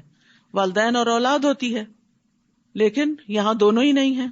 عمر بن خطاب رضی اللہ عنہ نے جمعے کے دن خطبہ دیا اور انہوں نے اللہ کے نبی صلی اللہ علیہ وسلم کا تذکرہ کیا اور ابو بکر کا تذکرہ کیا. پھر کہا میں اپنے بعد کوئی ایسی چیز نہیں چھوڑ رہا جو میرے ہاں کلالہ سے زیادہ اہم ہو. یعنی وہ اتنی امپورٹنس دیتے تھے ایسے کیسز کو، حالانکہ یہ ریئر کیسز ہوتے ہیں. میں نے رسول اللہ صلی اللہ علیہ وسلم سے کسی چیز کے بارے میں اتنی مراجعت نہیں کی، اتنی دفعہ سوال نہیں کیا جتنی کہ کلالہ کے بارے میں کی، اور آپ نے بھی مجھ سے کسی چیز کے بارے میں اتنی شدت اختیار نہیں فرمائی جتنی کلالہ کے بارے میں فرمائی، حتیٰ کہ آپ نے اپنی انگلی میرے سینے میں چبھوئی اور فرمایا اے عمر، کیا تمہیں موسم گرما میں نازل ہونے والی آیت کافی نہیں جو سورۃ النساء کے آخر میں ہے، یعنی جس سے مسئلہ واضح ہو جاتا ہے، اور میں یعنی عمر اگر زندہ رہا تو اس کے بارے میں ایسا واضح فیصلہ کروں گا کہ جس سے ایسا شخص بھی فیصلہ کر سکے گا جو قرآن پڑھتا اور سمجھتا ہے اور جو نہیں بھی پڑھتا اور سمجھتا۔ تو بہرحال اللہ سبحانہ وتعالیٰ نے سوال کا جواب خود ہی دے دیا۔ کیا ہے؟ اگر کوئی ایسا مرد مر جائے، میل، جس کی کوئی اولاد نہ ہو اور اس کی ایک بہن ہو، یعنی اولاد اور والدین دونوں نہ ہو اور بہن ہو بس، تو اس کے لیے ترکے کا آدھا حصہ ہے، بہن کو آدھا مل جائے گا، اور وہ اس بہن کا وارث ہوگا اگر اس بہن کی کوئی اولاد نہ ہو، یعنی اسی طرح بہن کی بھی اولاد نہیں اور وہ مر گئی، یہ بھائی ہے تو وہ کیا ہے، اس کے ترکے کا وارث ہو جائے گا۔ پھر اگر وہ 2 بہنیں ہوں تو ان دونوں کے لیے اس بھائی کے ترکے میں سے 2/3 حصہ ہے، 2/3 ہے، اور اگر وہ کئی بھائی بہن مرد اور عورتیں ہوں تو مرد کے لیے 2 عورتوں کی مانند حصہ ہے۔ اللہ تمہارے لیے احکام واضح کرتا ہے تاکہ تم گمراہ نہ ہو جاؤ، اور اللہ ہر چیز کو خوب جاننے والا ہے۔ سورۃ المائدہ۔ سورۃ المائدہ مدنی سورت ہے، آخری دور میں نازل ہوئی، اس کا کوئی حکم بھی منسوخ نہیں ہے۔ اس میں ایمان والوں کو خطاب کر کے بات شروع کی گئی ہے۔ قرآن مجید میں 88 ٹائمز 88 دفعہ یا ایھا الذین آمنوا کہا گیا ہے، جس میں سے 16 دفعہ اس سورت میں آیا، یعنی یہ وہ سورت ہے جس میں سب سے زیادہ ایمان والوں کو پکارا گیا ہے۔ تو آپ دیکھیے کہ پیچھے یا بنی اسرائیل کہا گیا، یا اہل الکتاب کہا گیا، یہود اور نصارہ کے احکامات واضح کیے گئے، اور اب اس صورت میں ایمان والوں کو احکامات دیے جا رہے ہیں جو محکم ہیں۔ فرمایا یا ایھا الذین آمنوا اوفوا بالعقود احلت لکم بہیمۃ الانعام الا ما یتلی علیکم، اے لوگوں جو ایمان لائے ہو سب عہد و پیمان پورے کرو۔ اوپر ابھی سورۃ النساء میں پڑھ چکے ہیں آپ کے بنی اسرائیل پر اللہ نے لعنت فرمائی کیونکہ انہوں نے اللہ سے کیے ہوئے عہد توڑ دیے تھے۔ تو ایمان والوں سے کیا کہا جا رہا ہے کہ تم عہد و پیمان پورے کرو، تمہارے لیے مویشی چوپائے حلال کیے گئے ہیں سوائے ان کے جو تم پر پڑھے جائیں گے، اور جب تم حالت احرام میں ہو تو شکار کو حلال نہ سمجھو، بے شک اللہ جو چاہتا ہے فیصلہ کرتا ہے۔ تو یہاں عقود کو پورا کرنے کی تلقین کی گئی ہے۔ انس بن مالک کہتے ہیں کہ رسول اللہ صلی اللہ علیہ وسلم نے ہمیں خطبہ دیا اور خطبے میں فرمایا اس شخص میں ایمان نہیں جس میں امانت نہیں، اور اس کا دین نہیں جس میں عہد کی پابندی نہیں، یعنی اس کا کوئی دین ہی نہیں، وہ دیندار نہیں کہلا سکتا۔ ہمارے ہاں دیندار کون ہے؟ نماز روزہ کرے، کوئی لمبی داڑھی رکھ لے یا حجاب پہن لے تو وہ دیندار کہلانے لگتا ہے۔ یہ ایک حصہ ہے دینداری کا، اور اصل دین کیا ہے کہ انسان جب انسانوں کے ساتھ معاملہ کرے تو بالکل کھرا کرے، اپنے کانٹریکٹس کو، اپنے معاہدوں کو، اپنے عہدوں کو، وعدوں کو نبھائے، کمٹمنٹس کو نبھائے۔ نبی صلی اللہ علیہ وسلم نے فرمایا جو قوم عہد شکنی کرتی ہے اس میں قتل و غارت پھیل جاتا ہے۔ ایک اور روایت میں آتا ہے جو قوم عہد شکنی کرتی ہے اس پر اس کے دشمن کو مسلط کر دیا جاتا ہے۔ تو معاہدہ 2 افراد کے درمیان ہو یا 2 اقوام کے درمیان ہو، 2 مسلمانوں کے درمیان ہو یا مسلم نان مسلم کے درمیان ہو، معاہدہ معاہدہ ہے، اس کو پورا کرنا لازم ہے۔ اے لوگوں جو ایمان لائے ہو اللہ کی نشانیوں کی بے حرمتی مت کرو، اور نہ ہی حرمت والے مہینے کی، اور نہ قربانی کے جانور کی، اور نہ پٹے والے جانوروں کی، یعنی جن کے گلے میں ہدی کے جانور ہونے کی وجہ سے نشانی کے طور پر پٹے ڈال دیے جاتے تھے کہ یہ اللہ کے راہ میں قربان ہونے جا رہے ہیں، اور نہ بیت الحرام کا ارادہ کرنے والوں کی، یعنی حج عمرے کے لیے جانے والوں کی، جو اپنے رب کی طرف سے فضل اور رضامندی چاہتے ہیں، اور جب تم احرام کھول دو تو شکار کر سکتے ہو اگر تم چاہو، یعنی لازمی حکم نہیں ہے، شکار کی اجازت دی گئی ہے۔ اور کسی قوم کی دشمنی تمہیں ان سے زیادتی کرنے پہ آمادہ نہ کرے۔ زبردست اصول ہے دین کا، کتنی خوبصورت تعلیم ہے اسلام کی۔ مسلمانوں کے ساتھ مکہ والوں نے بہت زیادتی کی تھی، اب مکہ فتح ہو چکا ہے اور راستے کھل چکے ہیں، مسلمان طاقتور ہو چکے ہیں، اب یہ چاہیں تو اپنے دشمنوں کے خلاف خوب انتقام لے سکتے ہیں. لیکن یہاں بھی کیا کہا گیا کہ کیا نہ کرو، زیادتی نہ کرنا. دشمن کے ساتھ بھی زیادتی نہیں کہ انہوں نے تمہیں مسجد حرام سے روکا تھا. وَتَعَاوَنُوا عَلَى الْبِرِّ وَالتَّقْوَى وَلَا تَعَاوَنُوا عَلَى الْإِثْمِ وَالْعُدْوَانِ وَاتَّقُوا اللَّهَ إِنَّ اللَّهَ شَدِيدُ الْعِقَابِ. اور نیکی اور تقوی پر باہم تعاون کرو.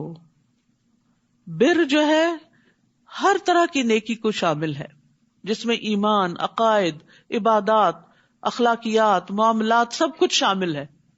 تو نیکی کے کاموں میں ایک دوسرے کی مدد کرو، اور گناہ اور زیادتی پر ایک دوسرے کی مدد نہ کرو، اور تقوی پر بھی تعاون کرو. تو تقوی جو ہے وہ گناہوں سے بچنے کا نام ہے جب بر کے مقابلے میں ہے. بر نیکی کمانا اور تقوی گناہوں سے بچنا. دین دو طرح سے مکمل ہوتا ہے، یعنی ایک طرف انسان اچھے کام کرے اور دوسری طرف غلط کام چھوڑ دے. تو ان دونوں کے لیے ایک دوسرے کی مدد کرو، لیکن زیادتی، ظلم کے معاملے میں ایک دوسرے کی مدد نہ کرو، اور اللہ سے ڈرو، بے شک اللہ سخت سزا والا ہے. تو یہ ایک عام وصیت ہے جو اہل ایمان کو کی جا رہی ہے. نیکی کے کام میں تعاون کی دعوت دی جا رہی ہے.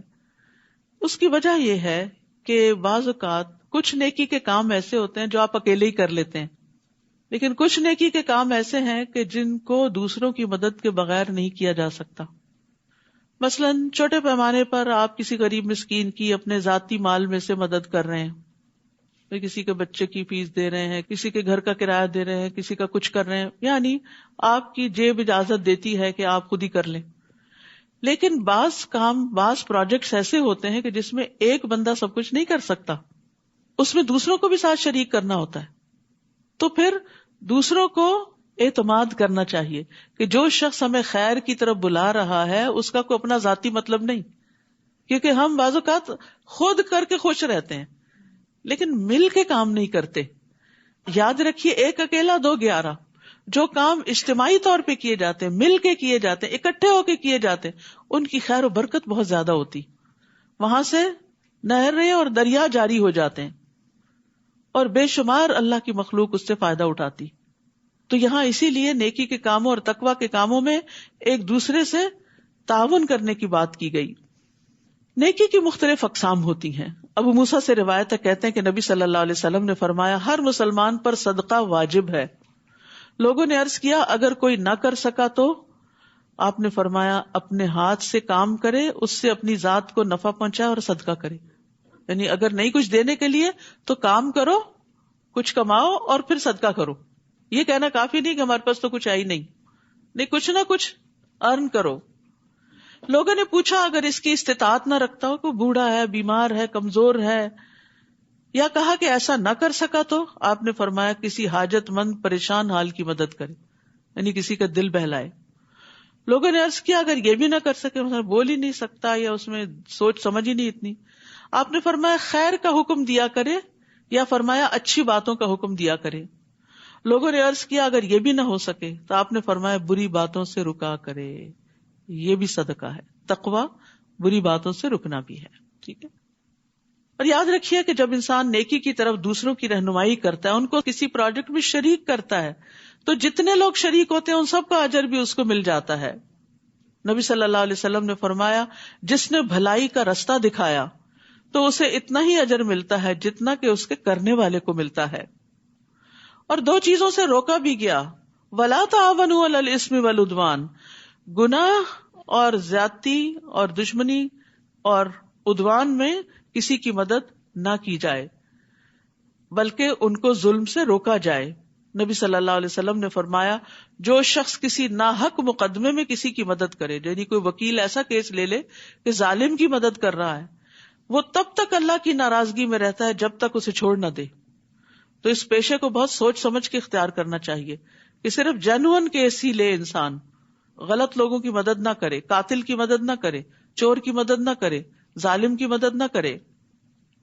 تو یہ ایک بہت ہی جامع آیت ہے جس کو اپنی زندگی کا ایک رہنما اصول بنا لینا چاہیے کہ جہاں کوئی خیر کا کام کر رہا ہے اس کے ساتھ مدد. ایک چھوٹی سی مثال ہے، مثلا ایک شخص ایک ٹیبل اٹھا رہا ہے، آپ دور سے دیکھ رہے ہیں تو آپ وہیں نہیں کھڑے رہتے بلکہ فوراً آگے بڑھتے ہیں کہ میں ساتھ لگ جاتا ہوں. یہ ہے تعاون علی البر. تو چھوٹی نیکی ہو یا بڑی نیکی ہو، مل جل کے کام کرنا سیکھے. یہ مشکل ضرور ہے لیکن اس سے فائدہ زیادہ بڑا ہوگا. پھر فرمایا حرام کیا گیا تم پر مردار اور خون اور خنزیر کا گوشت اور وہ جانور جس پر اللہ کے سوا کسی اور کا نام پکارا گیا، اور گلا گھٹ کر مرنے والا یعنی رسی گلے میں پھنس گئی مر گیا جانور، اور چوٹ لگ کے مرنے والا یعنی کہ وہ کسی دیوار سے جا ٹکرایا، اور بلندی سے گر کے مرنے والا، چھت سے گر گیا مثلا، سینگ لگ کے مرنے والا یعنی ایک دوسرے سے ٹکرے ماری جانوروں نے، اور جس میں سے درندے نے کھایا ہو مگر وہ جسے تم نے مرنے سے قبل ذبح کر لیا، اور جو آستانوں پر ذبح کیا گیا، اور یہ کہ تم تینوں پانسوں کے ذریعے قسمت معلوم کرو، یہ بھی حرام ہے.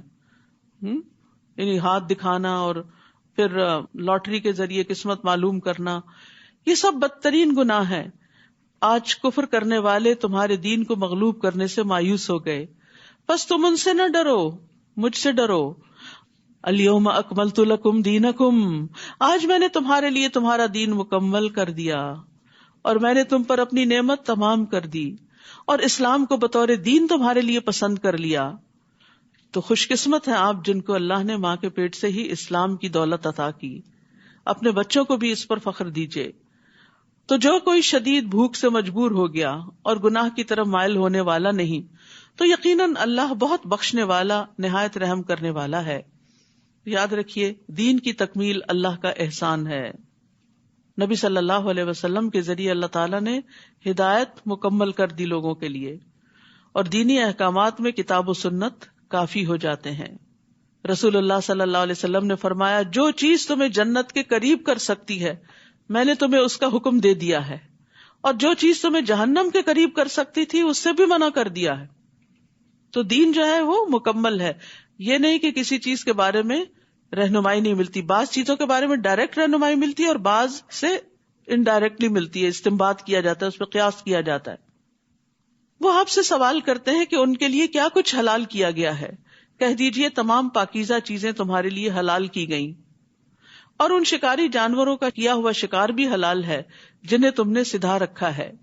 تم انہیں شکار کرنا سکھانے والے ہو، تم انہیں اس میں سے سکھاتے ہو جو اللہ نے تمہیں سکھایا، تو اس میں سے کھاؤ جو انہوں نے تمہارے لیے پکڑ رکھا ہے، اور اس پر اللہ کا نام لو اور اللہ سے ڈرو، بے شک اللہ جلد حساب لینے والا ہے. اس آیت سے جو بڑی خاص بات پتہ چلتی ہے کہ علم والوں کی بڑی فضیلت ہے، حتیٰ کہ وہ کتا جسے شکار کی تعلیم دی گئی ہو وہ بھی بڑا نفع مند ہوتا ہے، اس کا پکڑا ہوا شکار بھی حلال ہے، اس کی دوسرے جانوروں کے مقابلے میں زیادہ فضیلت ہے.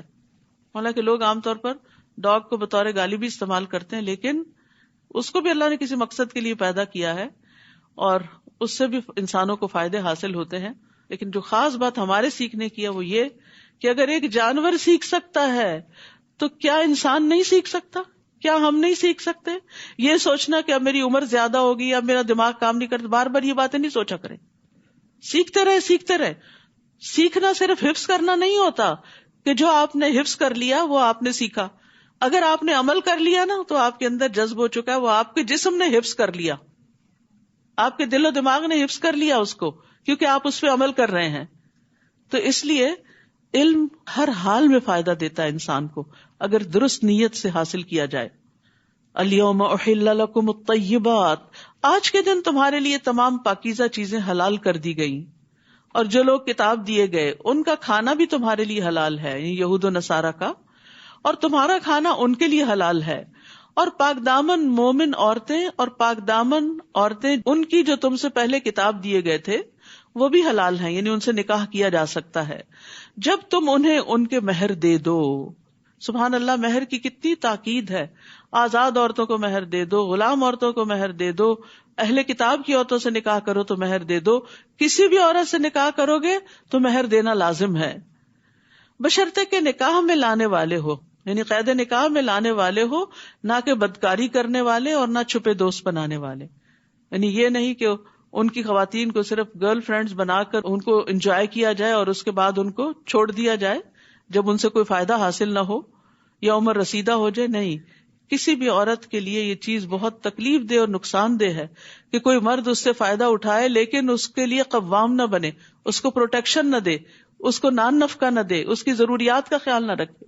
تو ہمارے دین نے جہاں شادی کی اجازت دی، حکم دیا، اس کو عبادت قرار دیا، وہاں فریق ثانی کے حقوق کو ادا کرنے کی بھی بڑی تلقین ہے، چاہے کوئی مسلمان عورت ہو یا اہل کتاب میں سے کوئی ہو یا لونڈی غلام ہو.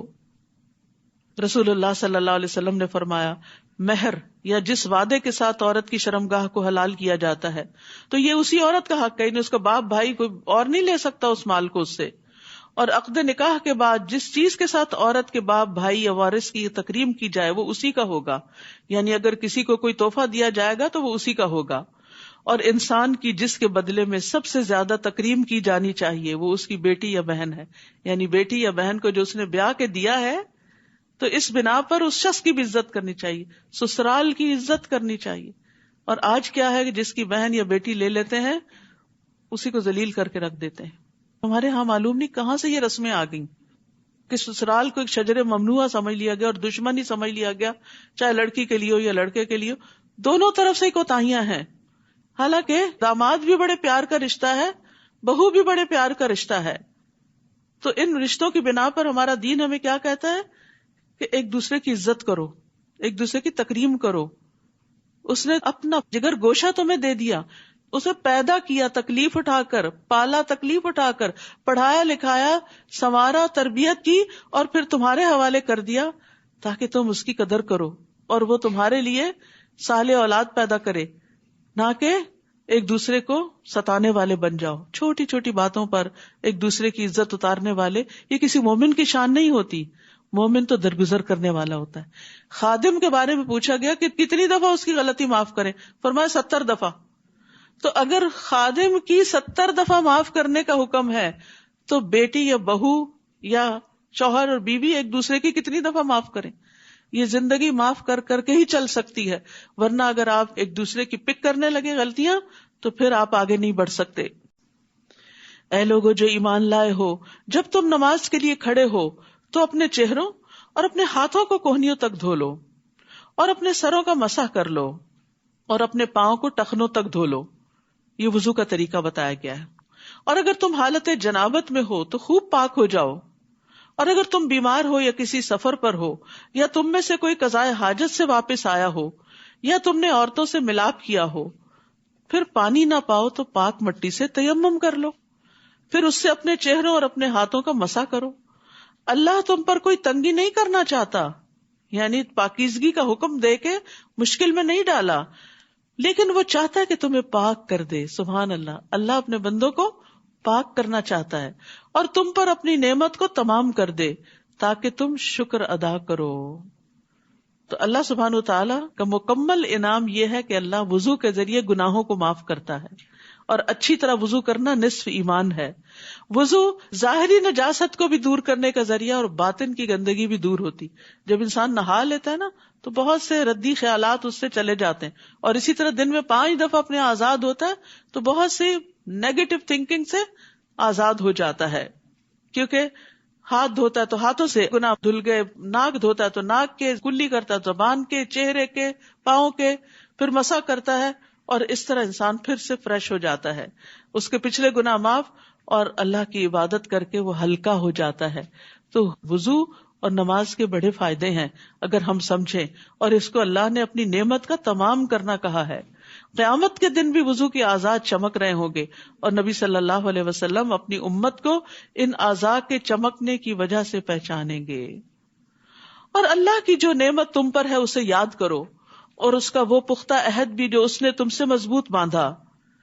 تم نے کہا کہ ہم نے سنا اور ہم نے اطاعت کی، اور اللہ سے ڈرو، بے شک اللہ سینوں کے بھید خوب جاننے والا ہے. یا ایھا الذین آمنوا، اے لوگو جو ایمان لائے ہو، اللہ کے لیے خوب حق پر قائم رہنے والے، انصاف کے ساتھ گواہی دینے والے بن جاؤ، اور کسی قوم کی دشمنی تمہیں اس بات پر آمادہ نہ کرے کہ تم عدل نہ کرو. عدل کرو، یہ تقوی سے زیادہ قریب ہے، انصاف. اور اللہ سے ڈرو، بے شک اللہ خوب خبر رکھنے والا ہے اس کی جو تم عمل کرتے ہو. رسول اللہ صلی اللہ علیہ وسلم نے فرمایا، بے شک عدل و انصاف کرنے والے قیامت کے دن اللہ کے ہاں نور کے ممبروں پر ہوں گے جو رحمان کے دائیں طرف ہوں گے اور اس کے دونوں ہاتھ دائیں ہیں. یہ وہ لوگ ہوں گے جو اپنے فیصلوں میں، اپنے گھر والوں میں اور اپنے ماتحتوں یعنی سب آرڈینیٹس کے درمیان عدل کرتے ہیں، سب کے ساتھ انصاف کا معاملہ کرتے ہیں. وعد اللہ الذین آمنوا وعملوا الصالحات لہم مغفرۃ واجر عظیم. وہ لوگ جو ایمان لائے اور جنہوں نے نیک عمل کیے، اللہ نے ان سے مغفرت اور اجر عظیم کا وعدہ کر رکھا ہے. اور وہ لوگ جنہوں نے کفر کیا اور ہماری آیات کو جھٹلایا، یہی لوگ جہنم کے ساتھی ہیں. تو اللہ کی آیات کا انکار جو ہے وہ بہت بڑا جرم ہے. یا ایھا الذین آمنو، اے لوگوں جو ایمان لائے ہو، اللہ کی اس نعمت کو یاد کرو جو اس نے تم پر کی. جب ایک قوم نے ارادہ کیا تھا کہ وہ تمہاری طرف اپنے ہاتھ بڑھائے تو اس نے ان کے ہاتھ تم سے روک دیے. اور اللہ سے ڈرو اور ایمان والوں کو اللہ پر توکل کرنا چاہیے.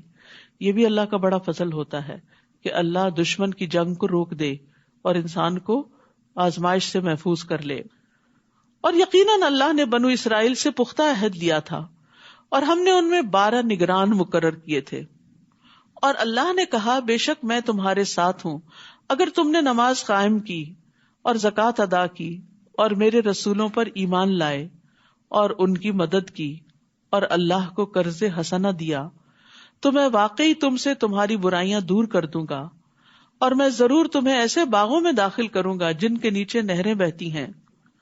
تو اس کے بعد تم میں سے جس نے کفر کیا تو یقیناً وہ سیدھے رستے سے بھٹک گیا. تو اس سے کیا پتہ چلتا ہے کہ نماز اور زکوٰۃ اور ایمان کے ساتھ ساتھ قرض حسنہ بھی دینا ہے. فَبِمَا نَقْضِهِمْ مِيثَاقَهُمْ، لیکن انہوں نے یہ عہد توڑ دیا.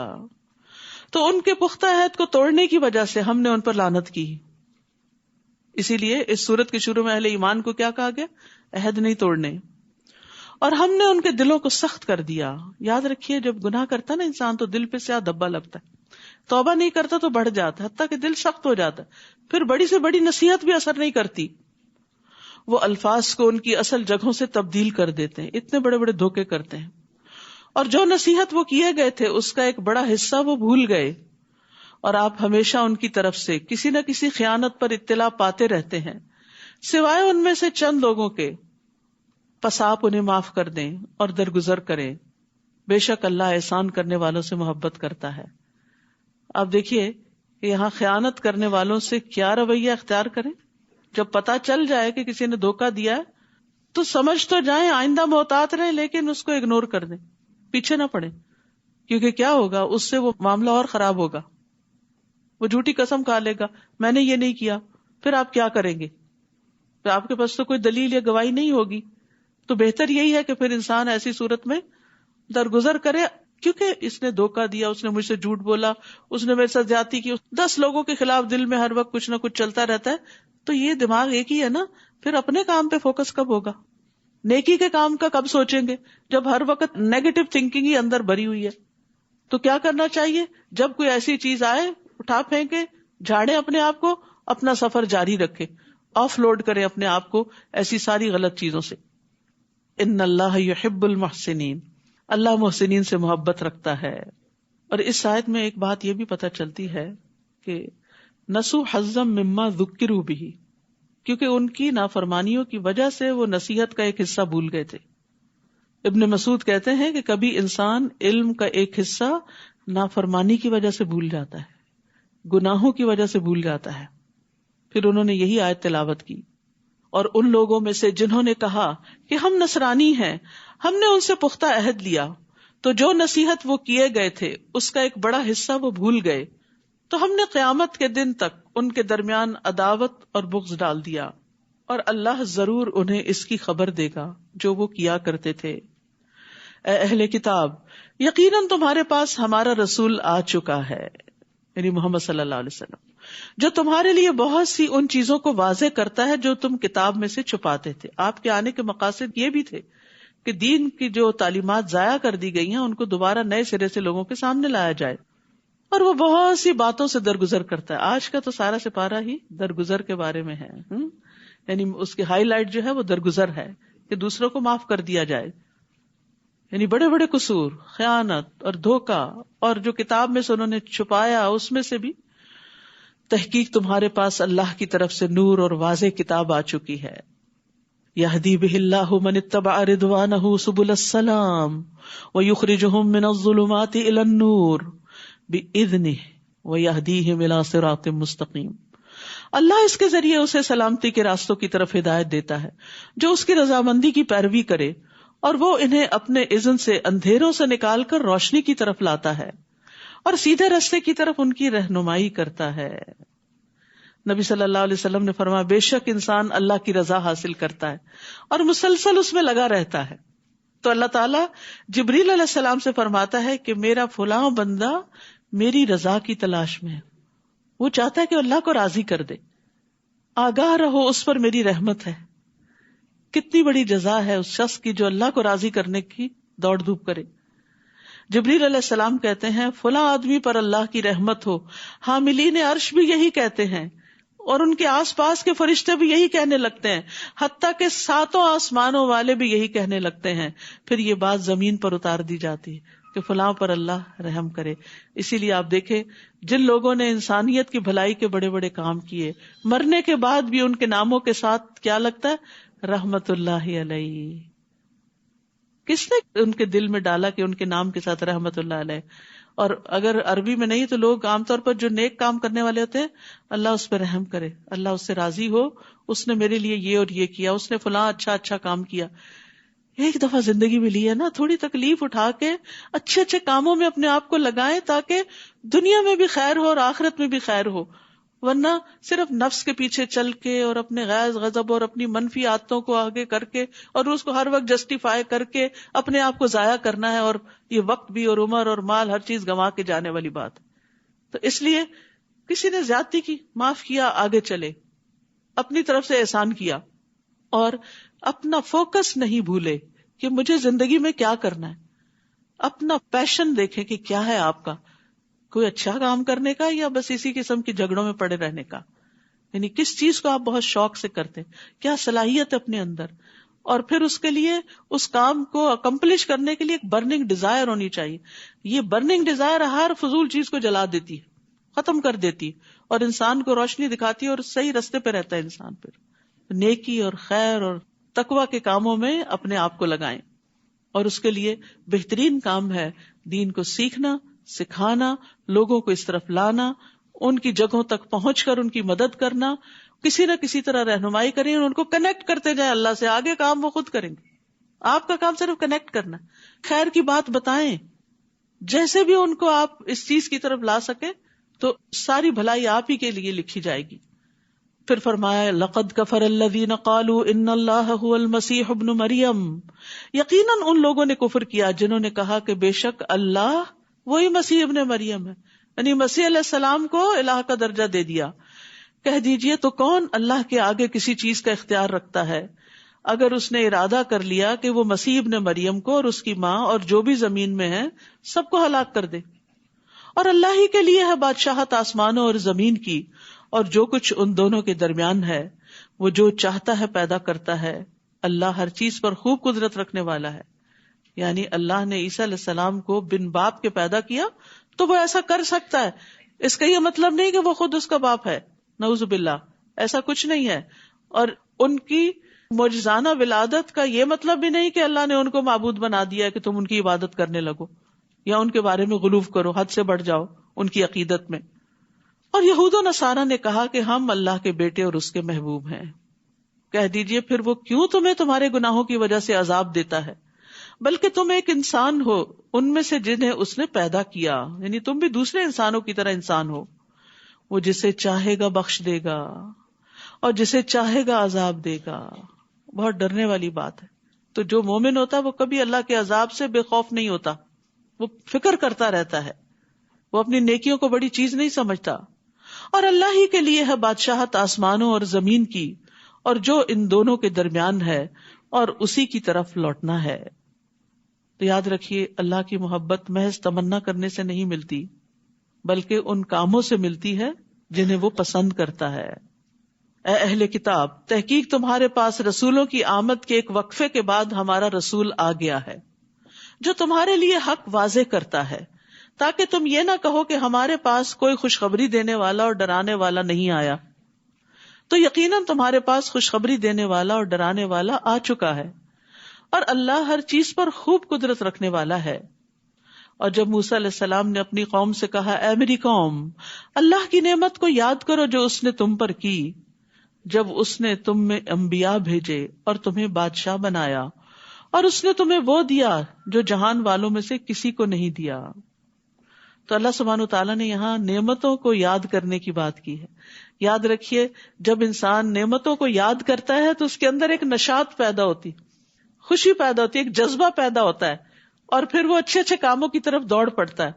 اور جو انسان الٹ سوچتا ہے کہ میرے پاس تو کچھ ہے ہی نہیں، میں کیا کروں، اور دوسروں سے خود کو کمپیئر کرتا رہتا ہے، اس کے پاس تو گاڑی ہے، میرے پاس تو گاڑی نہیں، میں تو کچھ کر نہیں سکتا، اس کا تو اپنا گھر ہے، میرا تو ہے نہیں، تو اس لیے مجھے تو اسی کے لیے بس کام کرنا ہے۔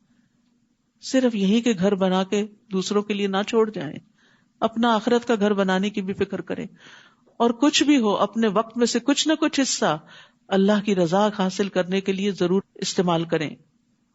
اے میری قوم، اس ارض مقدس میں داخل ہو جاؤ جو اللہ نے تمہارے لیے لکھ دی ہے، اور تم اپنی پشتوں پر نہ پھر جانا، ورنہ تم خسارہ پانے والے ہو کر پلٹو گے۔ آپ کو یاد ہے نا کہ یعقوب علیہ السلام اپنے بچوں سمیت یوسف علیہ السلام کے پاس مصر چلے گئے تھے، پھر عرصہ دراز تک بنی اسرائیل کے لوگ وہاں پر رہے حتیٰ کہ فرعون نے ان کو غلام بنا لیا۔ پھر اللہ سبحانہ وتعالیٰ نے فرعون کی غلامی سے موسیٰ علیہ السلام کی قیادت میں ان کو آزاد کیا، نجات ملی۔ تو اب حکم کیا ہوا کہ تم اپنی اصل زمین پہ واپس جاؤ، یعنی بیت المقدس میں، لیکن وہاں ان کی عدم موجودگی میں اور قوموں نے قبضہ کر لیا تھا۔ تو اب یہ کہنے لگے، قالوا یا موسیٰ ان فیہا قوما جبارین، انہوں نے کہا، اے موسیٰ، اس میں بڑے جابر لوگوں کی قوم ہے، اور بے شک ہم اس میں ہرگز داخل نہ ہوں گے یہاں تک کہ وہ اس سے نکل جائیں۔ وہ چلے جائیں تو ہم جائیں گے، پھر اگر وہ اس سے نکل جائیں تو یقیناً ہم داخل ہونے والے، ہم نے کوئی نہیں محنت کرنی، کام کرنا، ہم سے نہیں نکالے جاتے وہ۔ اور جو لوگ نافرمانی سے ڈرتے تھے ان میں سے 2 آدمیوں نے جن پر اللہ نے انعام کیا تھا، وہ کہنے لگے، تم ان پر دروازے سے داخل ہو جاؤ، پھر جب تم اس میں داخل ہو جاؤ گے تو یقیناً تم ہی غالب آ جاؤ۔ کہتے ہیں نا کہ جو دروازہ کھٹکھٹائے اس کے لیے دروازہ کھول دیا جاتا ہے۔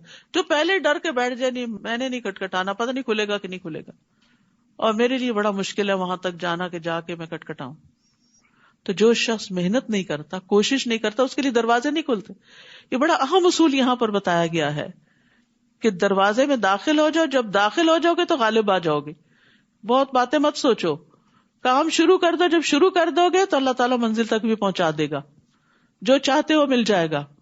لیکن پہلے سے اگر انسان منفی سوچے یہ پروجیکٹ میں شروع کروں کہ نہ، یہ کلاس میں جوائن کروں کہ نہ، یہ خیر کا کام پتہ نہیں کوئی میری مدد کرے گا یا نہیں، کوئی ساتھ دے گا کہ نہیں شروع تو کرو۔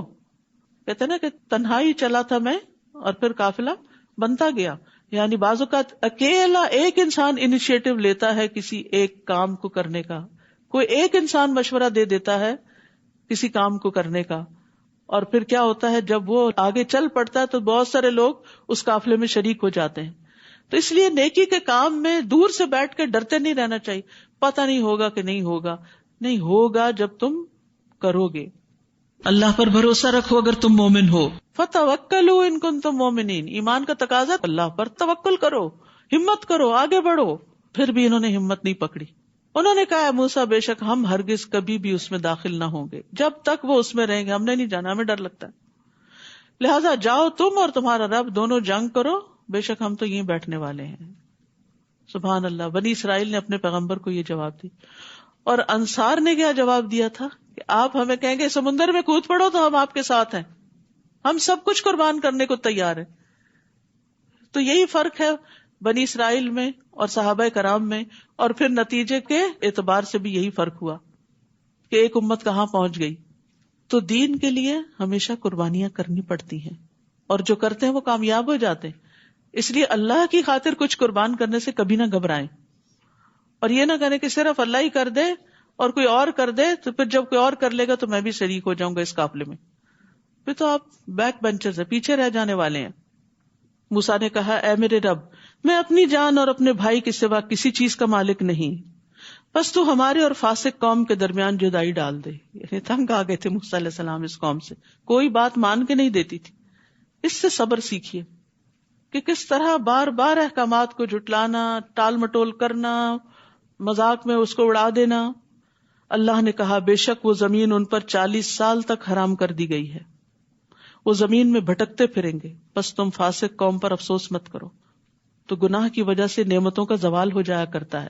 جب انسان خیر کے کام میں آگے نہیں بڑھتا تو محروم رہ جاتا ہے. وَاتْلُ عَلَيْهِمْ نَبَأَ ابْنَيْ آدَمَ بِالْحَقِّ، اور آپ انہیں آدم کے 2 بیٹوں کی خبر ٹھیک ٹھیک پڑھ سنائیں. جب ان دونوں نے قربانی کی تو ان میں سے ایک سے قربانی قبول کر لی گئی اور دوسرے سے قبول نہ کی گئی. اس نے کہا میں ضرور تجھے قتل کر دوں گا. جیلس ہو گیا کہ تمہاری قربانی قبول ہوگی، میری کیوں نہیں ہوئی. پہلے نے کہا اللہ تو صرف تقوی والوں سے ہی قبول کرتا ہے. نیک کام کس کے قبول ہوتے ہیں؟ جس کے دل میں خدا ترسی ہوتی ہے، تقوی ہوتا ہے. تقوی عمل میں بھی ہوتا ہے اور تقوی ارادوں میں بھی ہوتا ہے. تو اعمال میں تقوی اللہ کی رحمت ہوتی ہے. اگر تو نے مجھے قتل کرنے کے لیے میری طرف اپنا ہاتھ بڑھایا تو میں تمہیں قتل کرنے کے لیے تمہاری طرف اپنا ہاتھ نہیں بڑھاؤں گا، کیونکہ میں اللہ سے ڈرتا ہوں، میں زیادتی نہیں کروں گا جو رب ہے تمام جہانوں کا.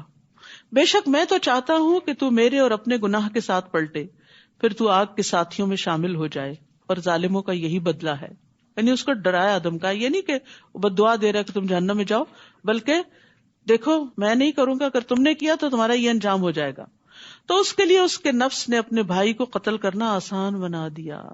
استغفر اللہ. بعض اوقات بڑے بڑے گناہ اور بڑے بڑے جرائم انسان نفس کی تعویلوں سے اپنے لیے حلال کر لیتا ہے کہ یہ ٹھیک ہے، حالانکہ وہ سری واضح حرام ہوتا ہے. سو اس نے اسے قتل کر ڈالا، پھر وہ خسارہ پانے والوں میں شامل ہو گیا. بعد ازاں اللہ نے ایک کوا بھیجا جو زمین کھودنے لگا تاکہ وہ اسے دکھائے کہ وہ اپنے بھائی کی لاش کیسے چھپائے. کہنے لگا ہائے افسوس مجھ پر، کیا میں اس سے بھی عاجز ہو گیا کہ میں اس کوے جیسا ہو جاؤں کہ اپنے بھائی کی لاش چھپا سکوں. تو وہ نادم ہونے والوں میں سے ہو گیا. ریگریٹس. تو یاد رکھیے یہ ندامت انسان کو کھا جاتی ہے. یہ جو پچھتاوے ہوتے ہیں یہ انسان کو بیمار کر ڈالتے ہیں، خاص طور پر انسان کے اندر جیسے ہارمونل چینجز آ جاتی ہیں، امیونٹی لو ہو جاتی ہے، اور جو کام انسان آسانی سے کر سکتا ہے وہ اس کو بڑے مشکل کام لگنے لگتے ہیں. تو مختلف جو ریسرچز کی گئی ہیں اس میں یہ کہ لوگوں کو 2 طرح کے پچھتاوے ہوتے ہیں. ایک یہ کہ انہوں نے کوئی کام کرنا تھا اور نہیں کیا، اپرچونٹی کھو دی تو اس پر پچھتاوا، اور دوسرا کچھ نہیں کرنا چاہیے تھا اور انہوں نے غلط کر لیا. تو یاد رکھیے پچھتاووں سے نکلیں، ریگریٹ سے باہر آئیں. جب ہم قرآن پڑھتے ہیں یا نیکی کو کوئی کام تو پھر ہم کہتے ہیں افسوس کہ میں نے یہ نہ کیا، کاش میں اس وقت کر لیتی جب میں ینگ تھی. کاش سے باہر نکلیں. جو وقت گزر گیا وہ واپس نہیں آنے کا. اب شروع کر دیں اور ریگریٹ سے نکلیں، کیونکہ پچھتاوے انسان کو نفسیاتی طور پہ بیمار کر دیتے ہیں. اس سے فائدہ کچھ حاصل ہونے والا نہیں. ضرورت اس بات کی ہے کہ آپ اپنے اس وقت کو یوٹیلائز کر لیں، آئندہ کے لیے منصوبہ بندی کریں. یہی وجہ ہے کہ ہم نے بنی اسرائیل پر فرض کر دیا کہ جس نے کسی جان کو کسی جان کے بدلے کے بغیر قتل کیا یا زمین میں فساد کے بغیر قتل کیا تو گویا اس نے تمام انسانوں کو قتل کر دیا، اور جس نے اس کی زندگی بچائی تو گویا اس نے تمام انسانوں کی زندگی بچائی. ایک جان بچانا گویا سارے انسانوں کو بچانا. اتنا بڑا ثواب ہے. البتہ تحقیق ان کے پاس ہمارے رسول واضح نشانیاں لے کر آئے، پھر بھی اس کے بعد بہت سے لوگ البتہ زمین میں زیادتی کرنے والے ہیں. بے شک وہ لوگ جو اللہ اور اس کے رسول سے جنگ کرتے ہیں اور زمین میں فساد کے لیے دوڑ دھوپ کرتے ہیں، ان کا بدلہ یہی ہے کہ وہ قتل کر دیے جائیں یا سولی چڑھا دیے جائیں یا ان کے ہاتھ اور پاؤں مخالف سمت سے کاٹ دیے جائیں یا اس سرزمین سے نکال دیے جائیں. یہ ان کے لیے دنیا میں رسوائی ہے اور آخرت میں ان کے لیے بہت بڑا عذاب ہے. ہاں وہ لوگ اس سے مستثنا ہیں جو تمہارے ان پر قابو پانے سے پہلے ہی توبہ کر چکے، جیسے مکہ والوں میں سے بہت سے لوگوں نے اس دن اسلام قبول کر لیا، آپ نے بھی ان کو معاف کر دیا. تو جان لو کہ اللہ بہت بخشنے والا نہایت رحم کرنے والا ہے. اے لوگو جو ایمان لائے ہو اللہ سے ڈرو اور اس کی طرف قرب کا وسیلہ تلاش کرو اور اس کی راہ میں جہاد کرو تاکہ تم فلاح پا جاؤ. یعنی اللہ کے قریب ہونے کے بہانے تلاش کرو. ذریعے تلاش کرو. وہ کیا ہے؟ نیکی کے کام. جیسے نماز قرب کا ذریعہ ہے. رسول اللہ صلی اللہ علیہ وسلم نے فرمایا اے کعب نماز قربت کا ذریعہ ہے. سجدہ قربت کا ذریعہ ہے. یعنی اگر وسیلہ تلاش کرنا ہے تو کسی اور انسان کو پکڑ کے بیچ میں نہیں لاؤ. نیکیوں کی کثرت کرو, اپنے نیک اعمال کا وسیلہ بناؤ. جیسے وہ غار میں پھنسنے والوں نے نیک اعمال کا وسیلہ بنا کر دعا کی تھی تو ان کی دعا قبول ہوئی اور وہ غار سے باہر آ گئے. قرآن سے تعلق اللہ کے قرب کا ذریعہ ہے. رسول اللہ صلی اللہ علیہ وسلم نے فرمایا بے شک کچھ لوگ اللہ والے ہیں. صحابہ نے عرض کیا اللہ کے رسول وہ کون ہیں؟ آپ نے فرمایا قرآن والے اہل اللہ اور اس کے خاص لوگ ہیں. اسی طرح رات کے آخری حصے میں بندہ اپنے رب سے بہت قریب ہوتا ہے. تہجد کا وقت, اگر تم اس وقت اللہ کا ذکر کرنے والوں میں سے ہو سکو تو ایسا کر لیا کرو. پھر فرمایا بے شک وہ لوگ جنہوں نے کفر کیا اگر ان کے لیے زمین میں جو کچھ ہے سارے کا سارا ہو اور اس کے ساتھ اتنا اور بھی ہو تاکہ وہ اس کے ذریعے قیامت کے دن عذاب سے بچنے کے لیے معاوضے میں دے دیں تو وہ ان سے قبول نہ کیا جائے گا اور ان کے لیے دردناک عذاب ہے. وہ چاہیں گے کہ آگ سے نکل جائیں لیکن وہ اس سے نکلنے والے نہیں, اور ان کے لیے قائم رہنے والا عذاب ہے. اور چور مرد اور چور عورت پس ان دونوں کے ہاتھ کاٹ دو. یہ بدلہ ہے اس کا جو ان دونوں نے کمایا. اللہ کی طرف سے عبرتناک سزا ہے اور اللہ بہت زبردست خوب حکمت والا ہے. یعنی اللہ کی کوئی حکمت ہے کہ اتنی سخت سزا رکھی گئی تاکہ لوگوں کے مال محفوظ رہیں. یاد رکھیے ہماری شریعت میں جتنے بھی احکامات ہیں اس کے کچھ مقاصد ہیں, اور مقاصد شریعت کیا ہے کہ حسب نسب کی حفاظت کی جائے, اسی لیے زنا حرام کیا گیا. جان کی حفاظت قتل حرام کیا گیا. عقل کی حفاظت شراب حرام کی گئی. اور اسی طرح مال کی حفاظت چوری کو حرام قرار دیا گیا. اور ان چیزوں کے اوپر سزائیں اس لیے رکھی تاکہ لوگ اس دنیا میں بھی امن سے رہ سکیں.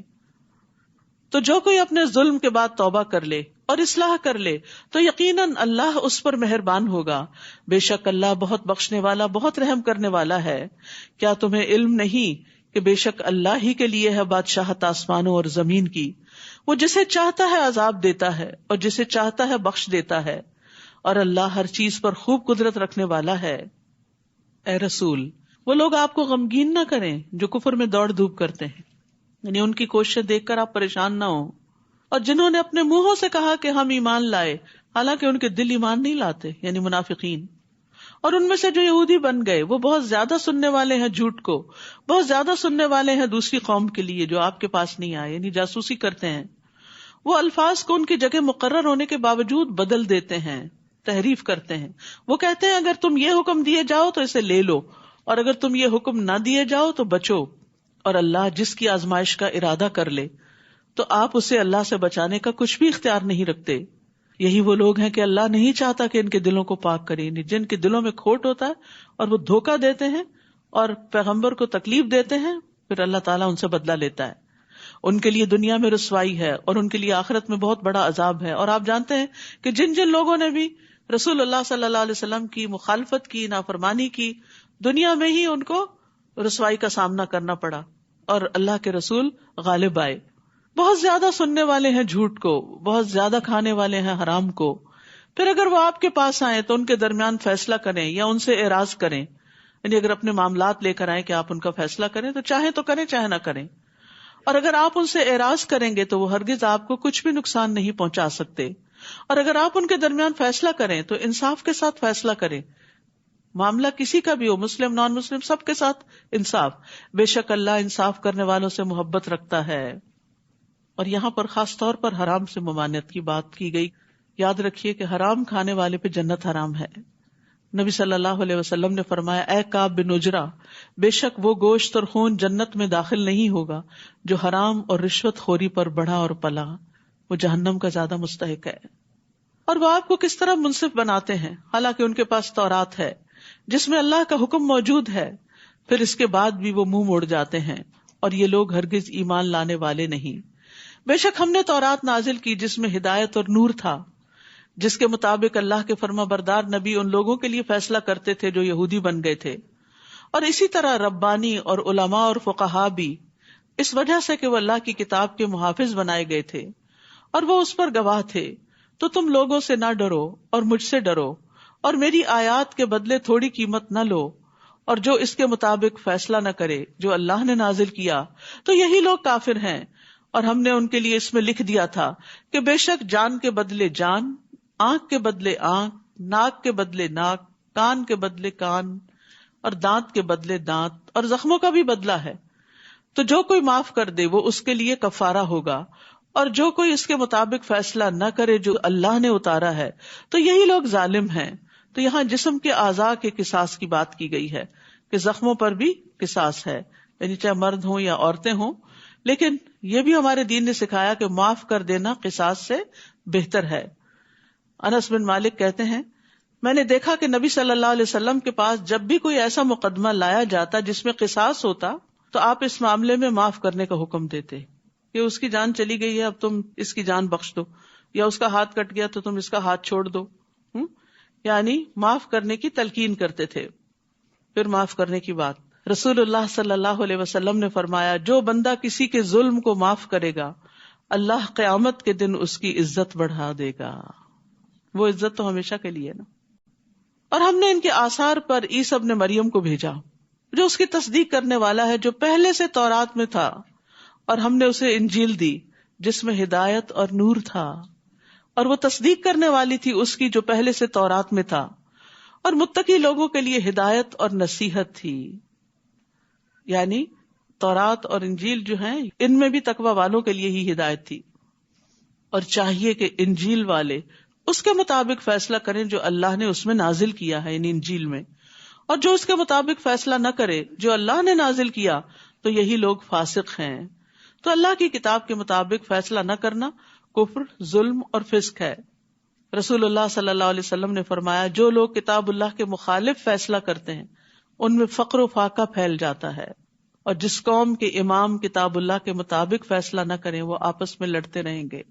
اور ہم نے آپ کی طرف حق کے ساتھ کتاب نازل کی جو تصدیق کرنے والی ہے اس کی جو کتابوں میں اس سے پہلے ہے اور اس پر نگہبان ہے.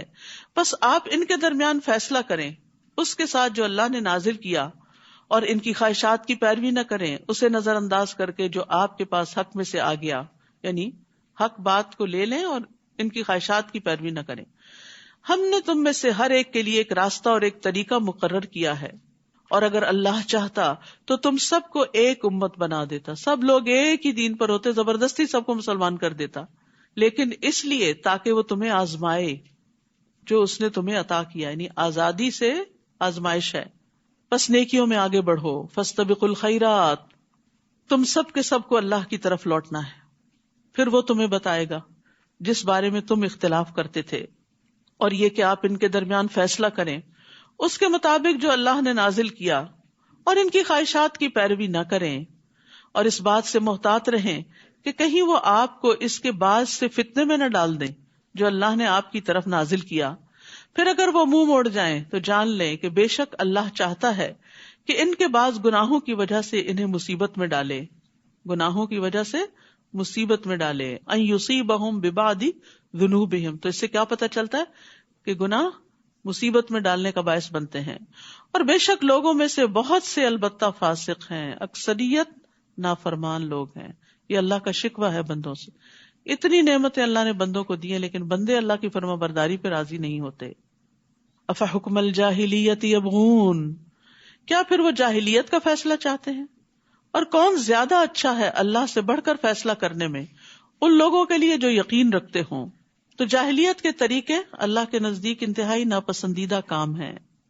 یعنی جو کلچر اور جو رسم و رواج اور جو طور طریقے دور جاہلیت میں رائج تھے ان کو دین بنا لینا اور ان سے اٹریکٹ ہونا اور ان رسموں کی پیروی کرنا، یہ اللہ کے نزدیک ناپسندیدہ کام ہے. اے لوگو جو ایمان لائے ہو یہود و نصارہ کو اولیاء مت بناؤ، ان میں سے بعض کے اولیاء ہیں، اور جو کوئی تم میں سے ان کو اولیاء بنائے گا تو یقیناً وہ انہی میں سے ہے. بے شک اللہ ظالم قوم کو ہدایت نہیں دیتا. یعنی عام معاملات میں تو تعلق رکھنے کی ممانعت نہیں ہے، حتیٰ کہ ان کی عورتوں سے شادی کی بھی اجازت ہے. اس کا مطلب ہے لین دین معاملات ہوں گے، لیکن ایسے دلی دوست کہ جس میں انسان راز دینا شروع کر دیتا ہے جس کی وجہ سے خود مسلمانوں کو نقصان پہنچ سکتا ہے، تو اس سے منع کیا گیا ہے. پھر آپ دیکھیں گے ان لوگوں کو جن کے دلوں میں بیماری ہے وہ ان میں دوڑ دھوپ کرتے ہیں. یعنی مدینہ میں جو منافقین تھے وہ مسلمانوں سے زیادہ اہل کتاب کے قریب تھے. وہ کہتے ہیں ہم ڈرتے ہیں کہ ہمیں کوئی گردش نہ پہنچے، اس لیے ہم ان سے بنا کے رکھتے ہیں، تو اس لیے دوستی کی ہوئی ہے. تو امید ہے کہ اللہ جلد ہی فتح لے آئے یا اپنی طرف سے کوئی حکم، تو وہ اس پر جو انہوں نے اپنے دلوں میں چھپایا نادم ہو جائیں۔ اور وہ لوگ جو ایمان لائے کہتے ہیں، کیا یہی ہے وہ لوگ جنہوں نے اللہ کے نام کی اپنی پکی قسمیں کھائیں کہ بے شک وہ ضرور تمہارے ساتھ ہیں؟ ان کے اعمال ضائع ہو گئے تو وہ خسارہ پانے والے ہو گئے۔ یا ایھا الذین آمنوا من یرتد منکم عن دینہ فسوف یأتی اللہ بقوم یحبهم ویحبونہ۔ اے لوگوں جو ایمان لائے ہو، تم میں سے جو کوئی اپنے دین سے پھر جائے گا، یعنی محمد صلی اللہ علیہ وسلم کا ساتھ چھوڑ جائے گا، تو ان قریب اللہ ان کی جگہ ایسے لوگ لے آئے گا جن سے وہ محبت کرے گا جو اس سے محبت کریں گے، یعنی اللہ تعالیٰ ان سے محبت کرے گا اور وہ اللہ تعالیٰ سے محبت کریں گے۔ وہ مومنوں پر بہت نرم ہوں گے، کافروں پر سخت، اور اللہ کے راستے میں جہاد کریں گے، کسی ملامت کرنے والے کی ملامت سے نہیں ڈریں گے۔ یہ اللہ کا فضل ہے، وہ جسے چاہتا ہے عطا کرتا ہے، اور اللہ وسعت والا خوب علم والا ہے۔ تو یاد رکھیے کہ جو لوگ اللہ کے دین کے ساتھ مخلص نہ ہوں، خالص نہ ہوں، تو خواہ وہ کتنی کثرت میں ہو، تعداد میں ہو، بھیڑ ہو، لیکن وہ دین کو فائدہ دینے کی بجائے بعض اوقات الٹا نقصان دیتے ہیں۔ تو اللہ کو ایسے لوگ چاہیے کہ جو اللہ سے محبت کرتے ہیں، جو اہل ایمان کے خیر خواہ ہوں، جو دھوکہ باز نہ ہوں۔ تو اگر کوئی سمجھتا ہے کہ اگر میں نہیں اس ٹیم میں یا صف میں شامل ہوا تو یہ آگے نہیں بڑھ سکتے، تو اس کی خام خیالی ہے۔ بعض اوقات ایک ایسا شخص جو سنسیئر نہیں ہوتا وہ نکلتا ہے تو اللہ تعالیٰ اس کے بدلے میں اس سے بھی زیادہ بہتر انسان لے آتا ہے، یہ اللہ کا وعدہ ہے۔ شرط یہ ہے کہ آپ جو کام کر رہے ہیں وہ پوری سنسیئرٹی کے ساتھ کریں۔ اور اللہ کی محبت کی علامت کیا ہوتی ہے؟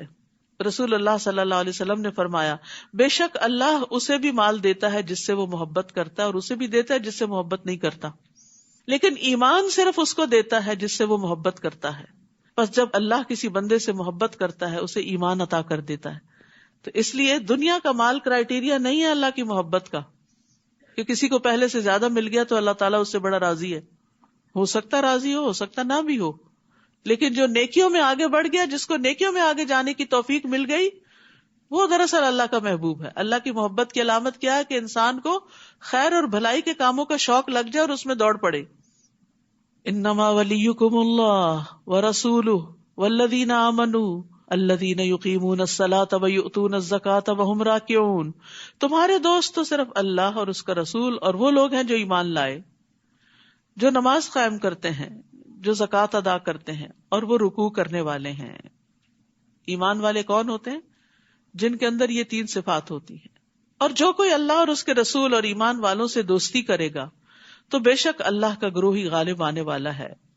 اے لوگوں جو ایمان لائے ہو، تم ان لوگوں کو اولیاء نہ بناؤ جنہوں نے تمہارے دین کو مذاق اور کھیل بنا لیا۔ ایسے لوگوں سے بھی دلی دوستی مت کرو جو دین کا مذاق اڑاتے ہیں، خواہ وہ ان لوگوں میں سے ہو جنہیں تم سے پہلے کتاب دی گئی، اور کفار کو بھی، اور اللہ سے ڈرتے رہو اگر تم سچے مومن ہو۔ وَإِذَا نَادَيْتُمْ إِلَى الصَّلَاةِ اتَّخَذُوهَا هُزُوًا وَلَعِبًا ذَلِكَ بِأَنَّهُمْ قَوْمٌ لَا يَعْقِلُونَ۔ اور جب تم نماز کی طرف پکارتے ہو، یعنی آذان دیتے ہو، تو وہ اسے مذاق اور کھیل بنا لیتے ہیں۔ یہ اس وجہ سے ہے کہ وہ ایسے لوگ ہیں جو عقل نہیں رکھتے۔ تو اس سے کیا پتہ چلتا ہے؟ دین کے شاعر کا مذاق اڑانا ناسمجھی کی علامت ہے۔ آذان کو خاموشی سے سننا چاہیے۔ رسول اللہ صلی اللہ علیہ وسلم نے فرمایا، جب تم آذان سنو تو وہی کلمات کہو جو مؤذن کہتا ہے، یعنی اس کو جواب دو، اور پھر آذان کے بعد کی دعا پڑھنی چاہیے۔ سب کو آتی ہے یہ دعا؟ الحمدللہ۔ جن کو نہیں آتی وہ اپنے پاس لکھا ہوا کارڈ رکھیں اور اس سے پڑھتے رہیں، کیونکہ یہ وقت بڑا قیمتی وقت ہوتا ہے جس کو بہت سارے لوگ ناسمجھی میں گنوا دیتے ہیں۔ عبداللہ ابن عمرو ابن العاص کہتے ہیں کہ انہوں نے نبی صلی اللہ علیہ وسلم کو بیان کرتے ہوئے سنا، جب تم مؤذن کو سنو تو اسی طرح کہو جیسے وہ کہتا ہے، پھر مجھ پہ درود پڑھو۔ تحقیق جس نے مجھ پر ایک بار درود پڑھا اللہ اس پر 10 رحمتیں نازل کرتا ہے۔ پھر میرے لیے اللہ عز و جل سے وسیلہ طلب کرو، وآت محمد الوسیلۃ والفضیلہ۔ بلا شبہ یہ وسیلہ جنت میں ایک منزل کا نام ہے جو اللہ کے کسی بندے کو ملے گی، اور مجھے امید ہے کہ وہ میں ہی ہوں گا۔ سو جس نے میرے لیے اللہ سے وسیلہ طلب کیا اس کے لیے شفاعت حلال ہو گئی، یعنی اسے نبی صلی اللہ علیہ وسلم کی سفارش نصیب ہوگی۔ ایک اور روایت کے مطابق اس وقت کی ہوئی دعا رد نہیں کی جاتی، یعنی آذان کا جواب دے کے درود شریف پڑھ کے دعا پڑھ کے جب ہم اپنی کوئی ذاتی دعا کرتے ہیں تو وہ دعا قبول ہوتی ہے. یہ قبولیت کی گھڑیاں ہوتی ہیں. اور ویسے بھی آذان اور تکبیر یعنی اقامت کے بیچ کا جو وقت ہوتا ہے بڑا قیمتی ہوتا ہے, اس میں دعائیں کرنی چاہیے. اور نماز تو ساری کی ساری دعا ہے. اللہ اکبر کہہ کے آپ دعا شروع کرتے ہیں, سورۃ فاتحہ دعا ہے, پھر رکوع میں جا کے دعائیں پڑھتے ہیں, کھڑے ہو کے پھر سجدے میں, پھر اتحیات آخر تک ساری دعا. تو نماز دراصل پریئر ہی پریئر ہے. تو اس لیے اگر اس وقت سنتیں بھی آپ پڑھتے ہیں تو گویا دعائیں مانگ رہے ہوتے ہیں. تو دعا کی قبولیت کا وقت نہ گوائیں ادھر ادھر کے کاموں میں. اور ویسے بھی جو انسان کے مسئلے مسائل ہوں وہ اللہ تعالیٰ سے اپنی زبان میں بات کر کے دعا کی جائے. کہہ دیجئے اے اہل کتاب, کیا تم اس وجہ سے ہم پر ناراض ہوتے ہو کہ ہم ایمان لائے اللہ پر اور جو ہماری طرف نازل کیا گیا اور جو اس سے پہلے نازل کیا گیا, اور یقیناً تمہارے اکثر لوگ فاسق ہیں. یعنی اہل کتاب کو مسلمانوں سے ناراضگی کیا ہے کہ یہ قرآن میں آنے والی تعلیمات کو کیوں فالو کرتے ہیں. کہہ دیجئے کیا میں تمہیں اللہ کے نزدیک سزا کے اعتبار سے اس سے بدتر انسان کے بارے میں نہ بتاؤں جس پر اللہ نے لعنت کی اور اس پر غضبناک ہوا اور ان میں سے بندر اور خنزیر بنا دیے, اور جس نے طاغوت کی بندگی کی ہو, اور یہی لوگ درجے میں بدترین اور سیدھے راستے سے زیادہ بھٹکے ہوئے ہیں. یعنی دنیا میں بھی اللہ تعالیٰ نے نمونے دکھائے سزا کے, جب لوگوں نے اللہ کے حکم کی سری نافرمانی کی, جیسے سبت کے دن زیادتی کی تو اللہ نے ان کو بندر بنا دیا, اور اسی طرح دیگر مواقع پر بھی. اور جب وہ تمہارے پاس آتے ہیں کہتے ہیں ہم ایمان لائے, حالانکہ حقیقت یہ ہے کہ وہ کفر کے ساتھ داخل ہوئے اور اس کفر کے ساتھ ہی نکل گئے. یہ صرف دھوکہ تھا ایک, اور اللہ اسے زیادہ جانتا ہے جسے وہ چھپاتے ہیں, جو کفر اپنے دل میں چھپائے ہوئے ہیں. آپ ان کی اکثریت کو دیکھیں گے کہ وہ گناہ اور زیادتی کے کاموں میں اور اپنے حرام کھانے میں خوب دوڑ دھوپ کرتے ہیں. یقیناً کتنا برا ہے جو عمل وہ کرتے ہیں. ربانی اور علماء انہیں ان کے گناہ کی باتیں کرنے اور حرام کھانے سے کیوں نہیں روکتے؟ یقیناً کتنا برا ہے جو وہ کیا کرتے ہیں. تو یاد رکھیے, برائی سے منع نہ کرنے والا ویسا ہی ہو جاتا ہے جیسے برائی کرنے والا. نیکی کی طرف بلانے والا آنے والے کے ثواب کو بھی لے لیتا ہے, اس کو بھی ملتا ہے اور اس کو بھی ملتا ہے. اور اسی طرح جو برائی سے روکتا نہیں تو وہ بھی اس گناہ میں شریک ہو جاتا ہے. وقالت الیہود ید اللہ مغلولہ غلت ایدیہم ولعنوا بما قالوا بل یداہ مبسوطتان. اور یہود کہتے ہیں کہ اللہ کا ہاتھ بندھا ہوا ہے, نعوذ باللہ, کہ اللہ بخیل ہے, باندھ دیے گئے ہاتھ ان کے, اور وہ لعنت کیے گئے اس قول کی وجہ سے. یعنی اللہ کے بارے میں بری بات کرنا کوئی مذاق ہے؟ جو ایسا کرے گا اس پر کیا ہے؟ لعنت ہے. وہ اللہ کی رحمت سے دور ہے کیونکہ اس نے اللہ کو ناراض کر دیا. بلکہ اس کے دونوں ہاتھ کھلے ہوئے ہیں, وہ جس طرح چاہتا ہے خرچ کرتا ہے. یعنی جتنا چاہتا ہے خرچ کرتا ہے, جتنا چاہتا ہے جس کو عطا کرتا ہے. اور یقیناً جو کچھ آپ پر آپ کے رب کی طرف سے نازل کیا گیا ہے وہ ان کی اکثریت کو سرکشی اور کفر میں ضرور بڑھا دے گا. اور ہم نے ان کے درمیان قیامت کے دن تک کے لیے عداوت اور بغض ڈال دیا. جب کبھی انہوں نے تمہارے خلاف جنگ کے لیے آگ بھڑکائی اللہ نے اسے بجھا دیا, اور وہ زمین میں فساد کی کوشش کرتے ہیں, اور اللہ فساد کرنے والوں کو پسند نہیں کرتا. حدیث میں آتا ہے کہ اللہ سے بڑھ کر کوئی صبر کرنے والا نہیں جو تکلیف دہ بات سن کر صبر کرے. ہم نے کسی کو کچھ دیا نہیں ہوتا, صرف سلام دعا ہی ہوتی ہے. اگر وہ ہمیں گھور کے بھی دیکھے یا کوئی ایسا جسم میں تو ہم اس سے لڑ پڑتے ہیں, ہم سے صبر نہیں ہوتا. اللہ رب العزت جس نے تمام انسانوں کو وہ سب کچھ دیا جو ان کے پاس ہے, وما بکم من نعمت فمن اللہ, اس کے باوجود وہ اللہ کے بارے میں نعوذ باللہ غلط باتیں کرتے ہیں. تو اللہ سبحانہ وتعالی پھر بھی صبر کرتے ہیں, ان کو فوری سزا نہیں دیتے کہ ادھر کسی نے مذاق اڑایا دین کا یا اللہ سبحانہ وتعالی کا یا کسی رسول کا تو اللہ تعالیٰ اس کی زبان میں ہی پکڑ لے. نہیں, ایسا نہیں ہوتا. رسول اللہ صلی اللہ علیہ وسلم نے فرمایا تکلیف دہ بات سن کر اللہ سے زیادہ صبر کرنے والا کوئی نہیں. لوگ اس کا بیٹا ہونے کا دعویٰ کرتے ہیں اور اس کا ہمسر بنا دیتے ہیں, پھر بھی وہ انہیں عافیت دیتا ہے, ان کی حفاظت کرتا ہے, ان کو رزق دیتا ہے اور انہیں کئی نعمتیں عطا کرتا ہے. اللہ اکبر, یہ ہے اللہ کا حوصلہ. اور اگر نافرمانیوں کی بجائے یہ لوگ اطاعت کرتے, وَلَوْ أَنَّ أَهْلَ الْكِتَابِ آمَنُوا وَاتَّقَوْا لَكَفَّرْنَا عَنْهُمْ سَيِّئَاتِهِمْ وَلَأَدْخَلْنَاهُمْ جَنَّاتِ النَّعِيمِ. اور اگر بے شک اہل کتاب ایمان لاتے اور تقوی اختیار کرتے تو ہم ضرور ان سے ان کی برائیاں دور کر دیتے اور ہم ضرور انہیں نعمتوں والے باغات میں داخل کرتے, دنیا میں بھی نعمتیں عطا کرتے. دنیا میں سب سے بڑی نعمت والا باغ انسان کا اپنا دل ہے، جس میں قرار ہو، اطمینان ہو، سکون ہو.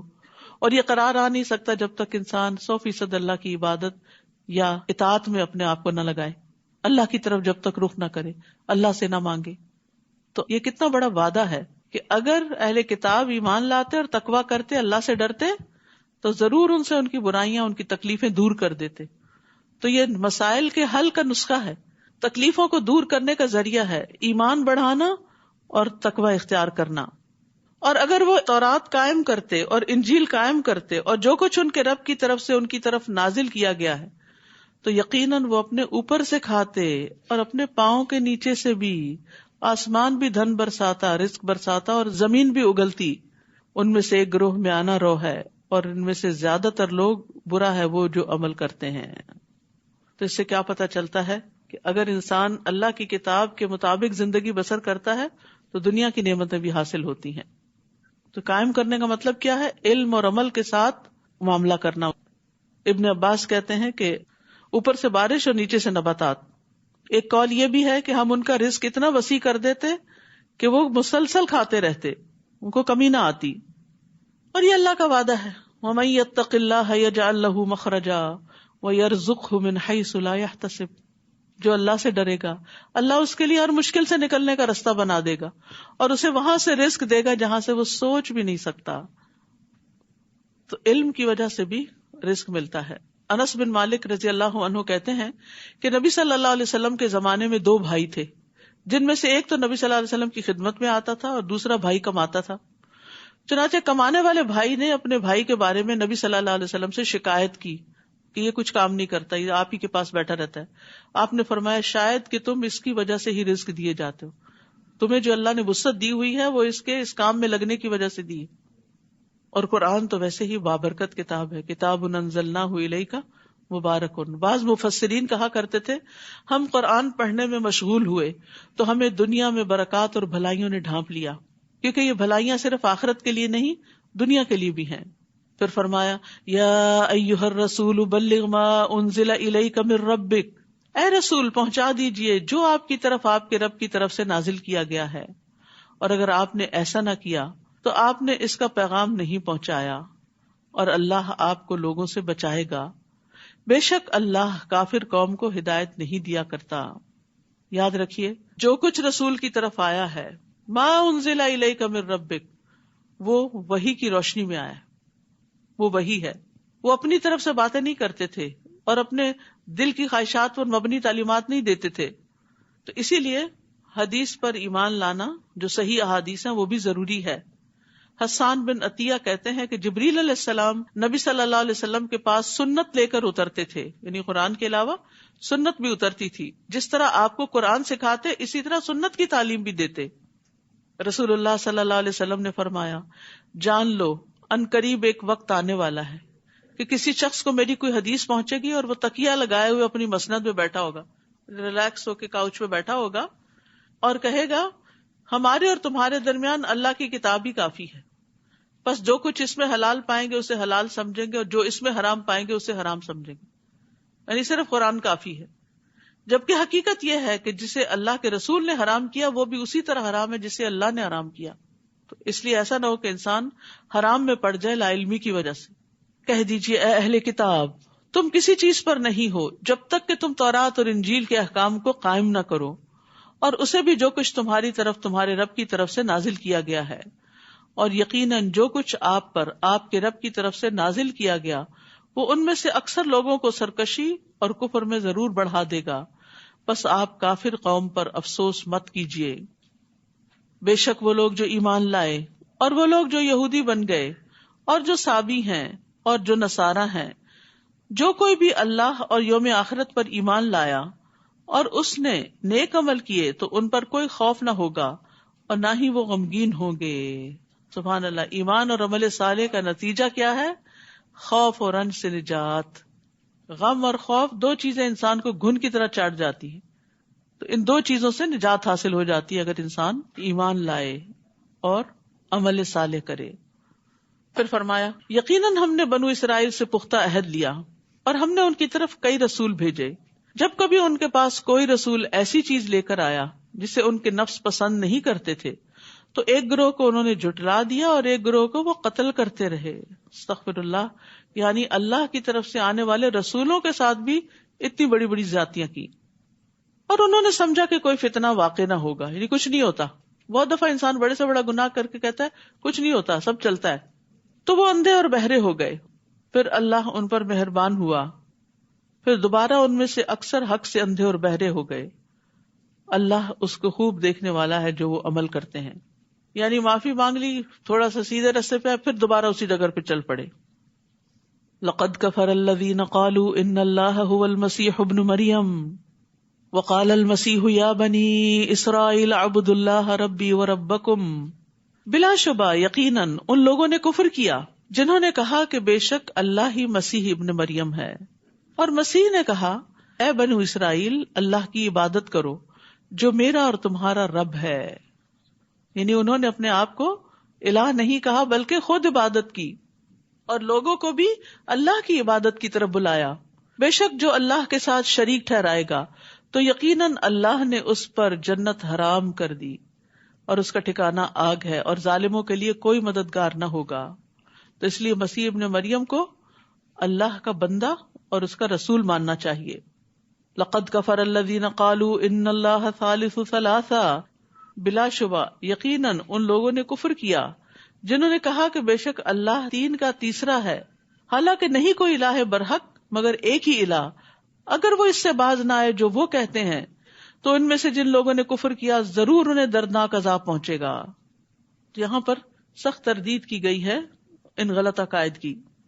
افلا یتوبون الی اللہ ویستغفرونہ واللہ غفور الرحیم.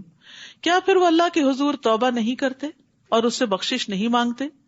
اور اللہ بہت بخشنے والا نہایت رحم کرنے والا ہے. یاد رکھیے استغفار قبول ہوتی ہے غلطیوں پر ندامت کے ساتھ، کہ اللہ میں نے جو غلط کیا میں شرمندہ ہوں، تو میری اصلاح کر دے اور آئندہ کے لیے اپنے رستے پہ چلتا رکھ. رسول اللہ صلی اللہ علیہ وسلم نے حضرت عائشہ سے فرمایا کہ اے عائشہ اگر تم گناہ کے قریب ہوئی ہو تو اللہ سے استغفار کرو، کیونکہ ندامت اور استغفار ہی گناہ سے توبہ ہے. رسول اللہ صلی اللہ علیہ وسلم نے فرمایا جس نے بقیہ زندگی میں اچھائیاں کی اس کے پچھلے سارے گناہ معاف کر دیے جائیں گے، اور جو بقیہ زندگی میں بھی برائیاں کرتا رہا اس سے گزشتہ اور آئندہ دونوں زندگیوں میں ہونے والے گناہوں کی باز پرس کی جائے گی. تو اس لیے غلطی کتنی بھی بڑی ہو، کوئی شرک ہو، کفر ہو، نفاق ہو، توبہ کا دروازہ کھلا ہے جب تک کہ سانس حلق میں نہ اٹک جائے. اس لیے توبہ کرتے رہنا چاہیے. مل مسیح ابن مریم الا رسول. نہیں ہے مسیح ابن مریم مگر ایک رسول. در حقیقت اس سے قبل کئی رسول گزر چکے اور اس کی ماں بہت سچی خاتون تھی. وہ دونوں کھانا کھایا کرتے تھے. دیکھیے ہم کس طرح ان کے لیے آیات واضح کرتے ہیں، پھر دیکھیے وہ کہاں سے پھیرے جاتے ہیں. یعنی اللہ سبحانہ وتعالیٰ نے دلائل دے کے بات سمجھا دی ہے لیکن پھر بھی ان کی عقل میں نہیں آتی. یہاں پر ایک عورت کی خاص خوبی کا ذکر کیا گیا، اور وہ کون سی ہے؟ صدیقہ. بہت زیادہ سچ بولنے والی، سچائی کی تلاش میں رہنے والی، سچائی سے محبت کرنے والی. ایک قول یہ بھی ہے کہ انہیں صدیقہ اس لیے کہا جاتا ہے کیونکہ وہ اللہ کی آیات کی تصدیق کرتی تھی. کیونکہ قرآن مجید میں اللہ تعالیٰ نے ان کا وصف بیان کیا، وہ صدقت بکلمات ربہا، اس نے اپنے رب کی باتوں کی تصدیق کی تھی. نبی صلی اللہ علیہ وسلم نے فرمایا مردوں میں بہت سے کامل ہوئے ہیں، عورتوں میں کوئی کمال کو نہ پہنچی سوائے مریم بنت عمران کے اور فرعون کی بیوی آسیہ کے. یعنی یہ ایسی خواتین ہیں جنہیں دین کی سمجھ آ گئی تھی. میں سوچتی ہوں کہ حضرت آسیہ کی جو دعا ہے رب ابن لی عندک بیتا فی الجنہ، یہ انہیں کیسے سوجی؟ وہ دنیا میں فرعون کے محل میں رہتی تھی لیکن اس نے ایمان کی خاطر اس کی بھی پرواہ نہیں کی، اور یہی چیز اللہ تعالیٰ کو اس کی پسند آ گئی اور اس کو ہدایت دی. اور ہمیں بھی اللہ سے اچھی اچھی دعائیں کرنی چاہیے اور خیر اور بھلائی کے رستوں کی دعا کرنی چاہیے. اسی لیے سب سے نفع مند دعا کون سی ہے؟ ایاک نعبد و ایاک نستعین اہدنا الصراط المستقیم.